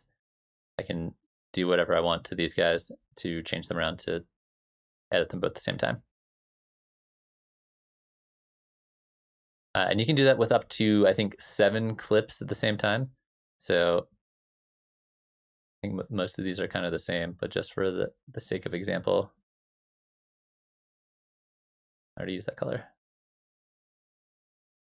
If I click on 4 of them, you can see there's 4 loops up here. So if I click on one, I can just focus on just that one and allow me to see that one, but all the other ones are still there behind it, doing kind of the same thing. Let me know if that answers your question.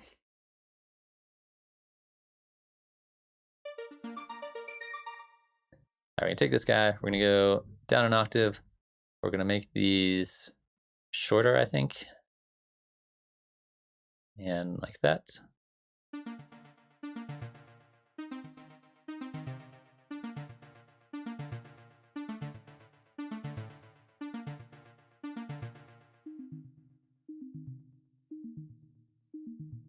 Maybe back up an octave.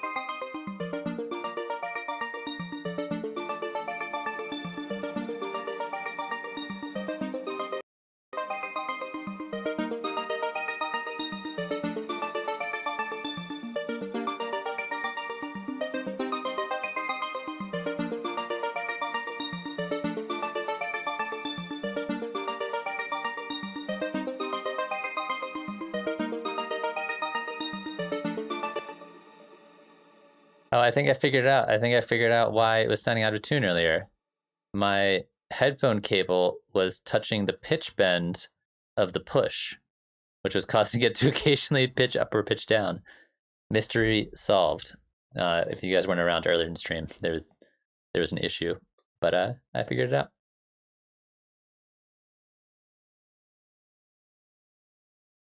out. So the best non-recording way I found for this dragging, getting clips into range review, there's 2 ways to do it. One would be just copy and paste. So if I just select a bunch of these, Command C to copy, Tab, and then Command V to paste, it'll just copy and paste them all over. The other way that I will do this is just option dragging. So if you hold down the option key, as you click and drag. Let me hit tab. Or I can just click on it, like you don't even need to use option. Just click on it, hit tab, and just drag it over. That would be the other easiest way. If you're doing like one or two at a time, or like, all right, I just need this one guy, click, hold down, hit tab, drag it in.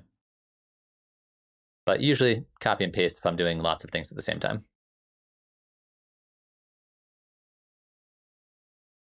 One of the only issues I've found with copy and paste is if you have like empty space within clips and this empty space is here intentionally, usually that doesn't go with it, if I'm not mistaken.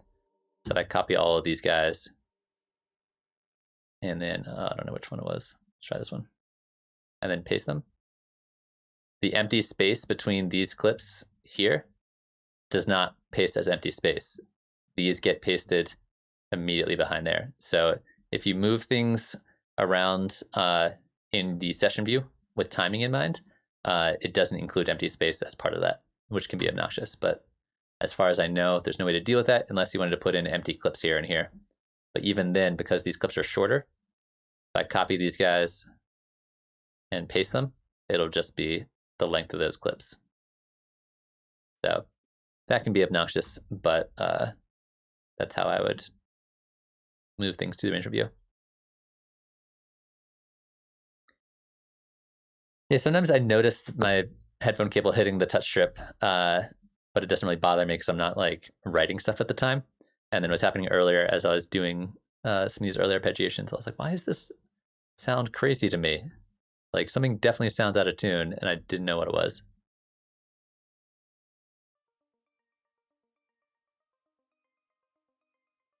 What happened here?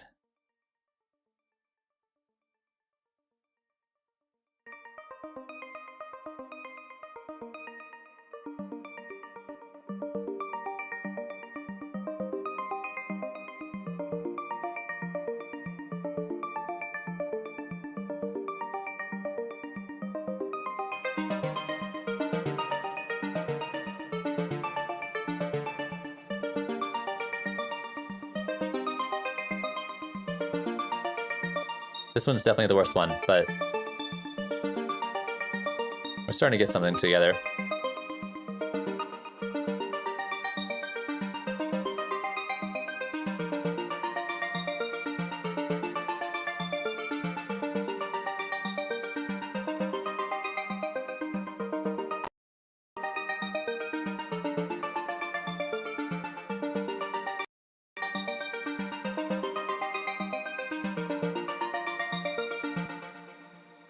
The way I'm selecting multiple clicks is I click on one and then hold down shift, and then wherever I click to is gonna select that area. So that's how I'm selecting multiple things. You can also just click and drag. You can just click and drag like that. That will also select multiple clips. Or you can hold down shift, like I mentioned.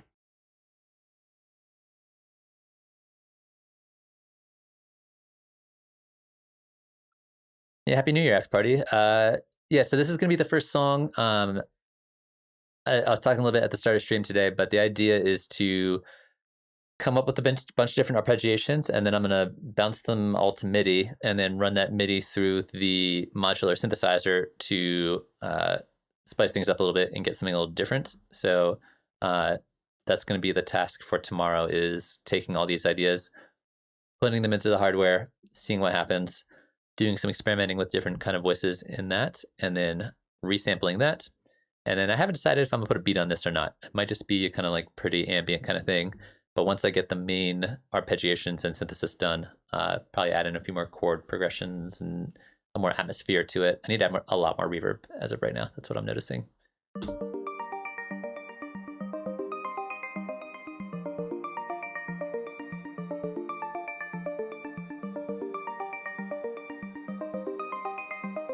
A little shimmer helps.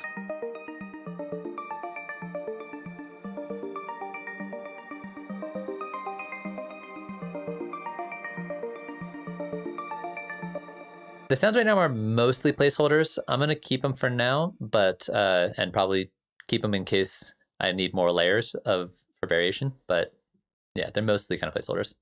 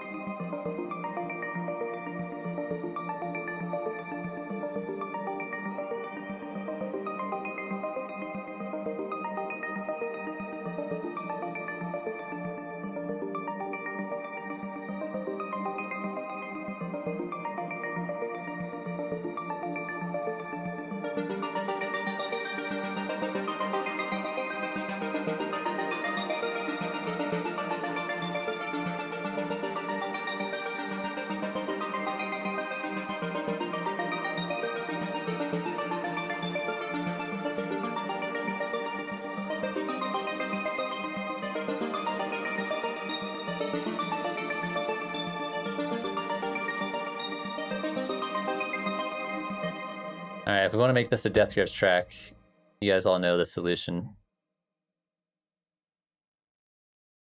This is definitely not the death grips vibe as of right now.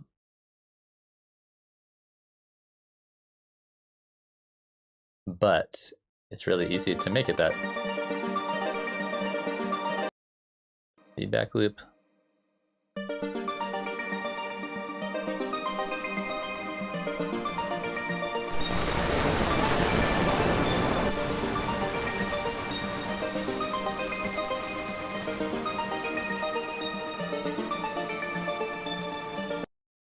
Actually, a little bit of Runa in there, and the background's kind of nice.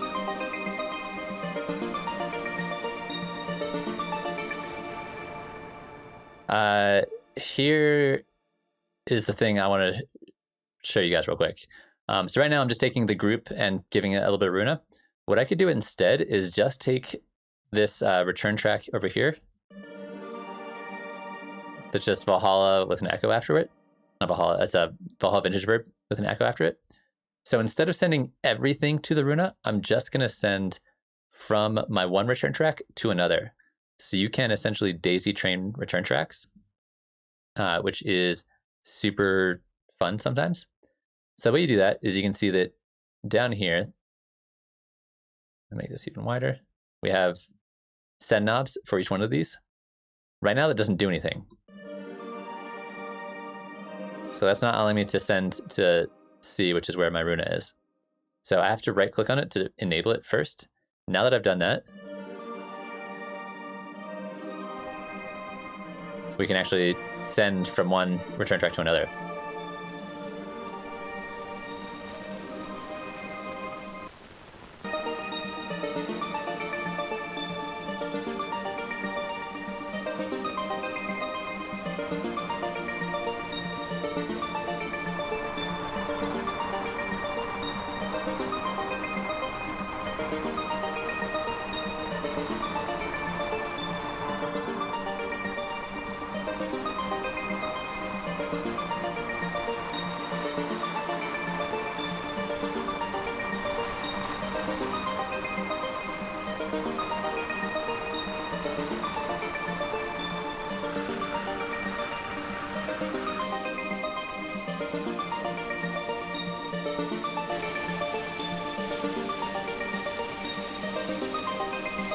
So good. I'm gonna turn this way down.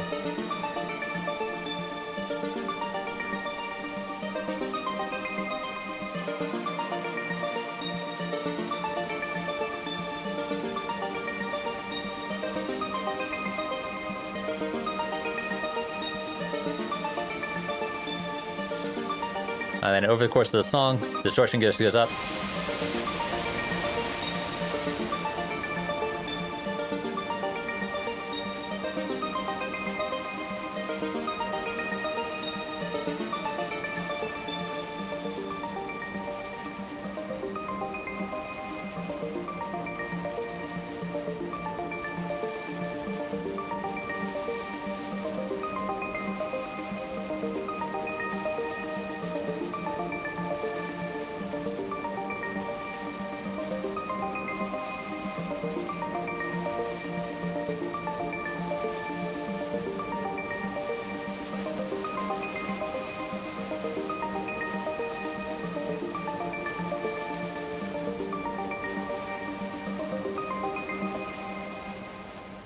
I usually like to, on my return tracks, put a compressor after it.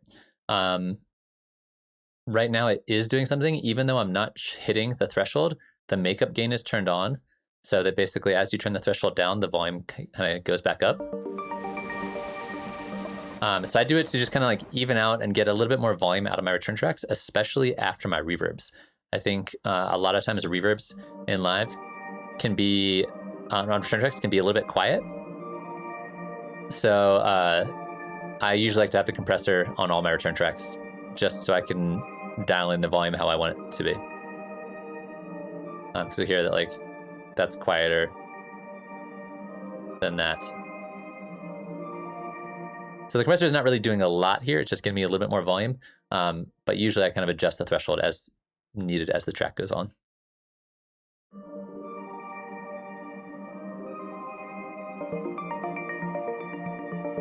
Those two just by themselves sound really good together to me.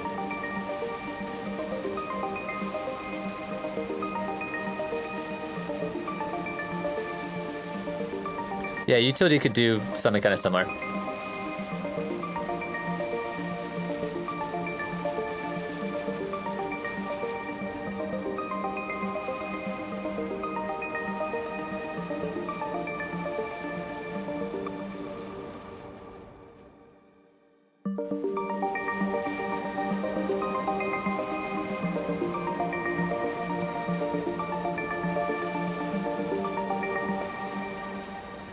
Here's what we're gonna do here. We're gonna start this one here.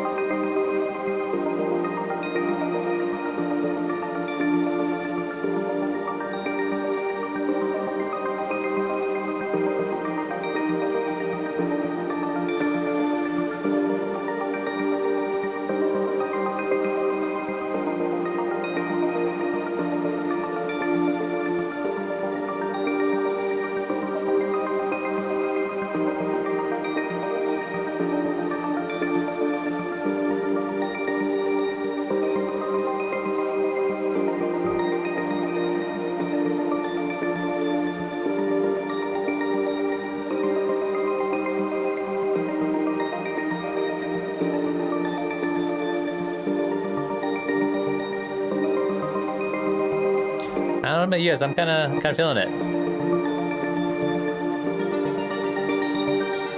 Except for this one. I don't like this one yet.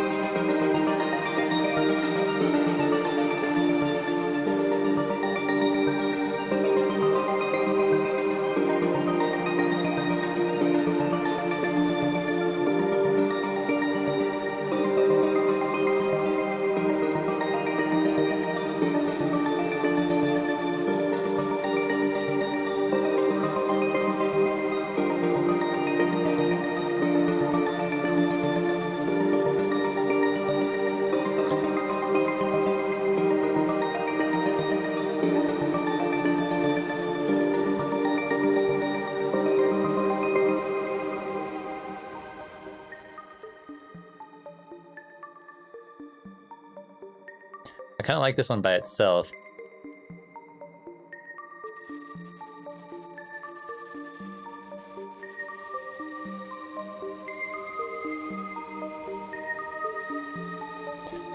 I appreciate that. It does kind of have a little bit of a Silver Mount Zion feel to it.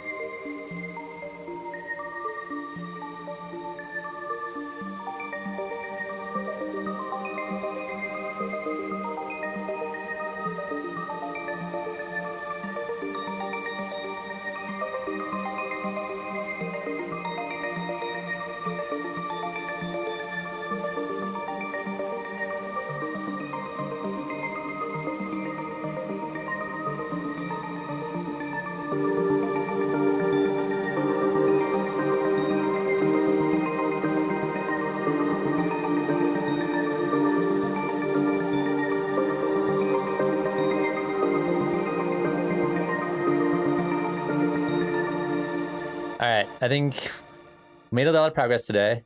Real quick though, vote kick drum or no kick drum.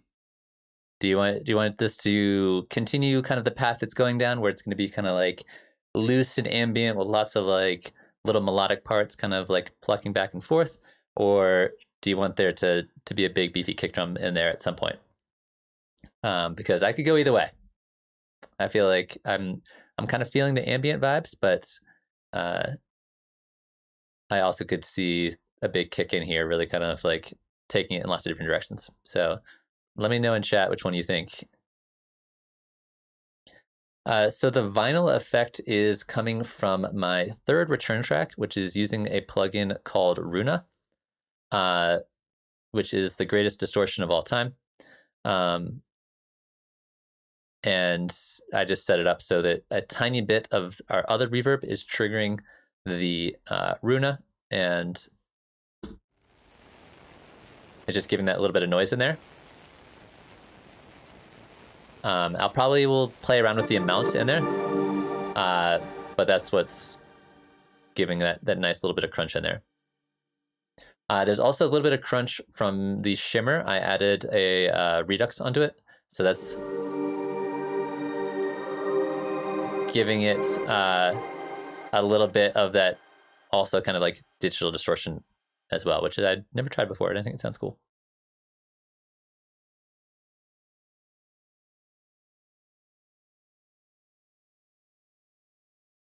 All right, I'll probably on stream tomorrow for the Patreon stream, I'll try a kick and see how I feel about it. It seems like we're kind of tied 1-1, kick versus no kick, but I'll try it out, see how it feels. The thing is, I naturally and instinctively want there to be a kick drum. I've always wanted to do an album where I released an ambient album, and then I also released the exact same versions of the songs as the ambient album, but like with a cool beat on them, and then release them both at the same time. And like, cool, here's the ambient version and here's the beat version, and then you can kind of pick which one you want. So that might be a situation we'll look into, because I think it'd be fun. Because every time I sit down to write a track, I'm like, do I want to make something like chill and textural and weird, or I want to make something that I can play in a club? And I'm always go back and forth, and I can't decide which one. So I might just end up doing both for every track I write from now on. Cool. So we are nearing the end of the stream today. I feel like I made a lot of progress today. This is good. There's some weird audio issues with my computer, but I think I can fix all that stuff. But yeah, I think we made a lot of progress. I'm into it. I'm feeling it. I will be back tomorrow for a Patreon-only production stream where I will be dumping a bunch more work into this, busting out the hardware, probably running a lot of these through there, seeing how it sounds, seeing how it feels, resampling it back into live. And then from there, that should, between these tracks that I've already written, the effects I'm already using, and the stuff I'm recording from Modular, that should give me enough content that I can start to build an arrangement for it. And that should put me on track for my track for the week, the first song of the 50-song challenge. If you guys want yourself to be writing one song a week and want some help and support with that, you can check out the Patreon. And there's a bunch of bonuses on there related to the song a week challenge that we're gonna be doing. Cool, yeah, let me know what the answer to that is, because I think that'd be a cool feature to have in there. I just want to be able to scroll instead of having to like click and drag. for timing. I think that'd be sick. But if you are not a Patreon member, come back on Wednesday. I'll be doing a song feedback stream. So if you guys have any tracks that you've been working on, we will take a listen to those. On top of that, I'm also, most of you guys are most probably aware of this, that I do private one-on-one Zoom Ableton lessons. And what was I gonna say? New Year's sale. I do one-on-one Zoom lessons, talk about Ableton stuff. There's a 20% discount right now for New Year's. So if you want to hang out with me and talk more about Ableton, you can do that. But yeah, I think it's gonna be it for today, and I appreciate all you guys coming by and asking me questions. Got some really good questions today. Talked about a lot of different stuff, and these streams are very much, you know, these streams are all because you guys are here. So appreciate you guys, and hope you guys had a good New Year's. Yeah, I'll see you hopefully either tomorrow, Wednesday, or back here next week on Monday for another production stream. But yeah, take care of yourselves, and I will see you guys later.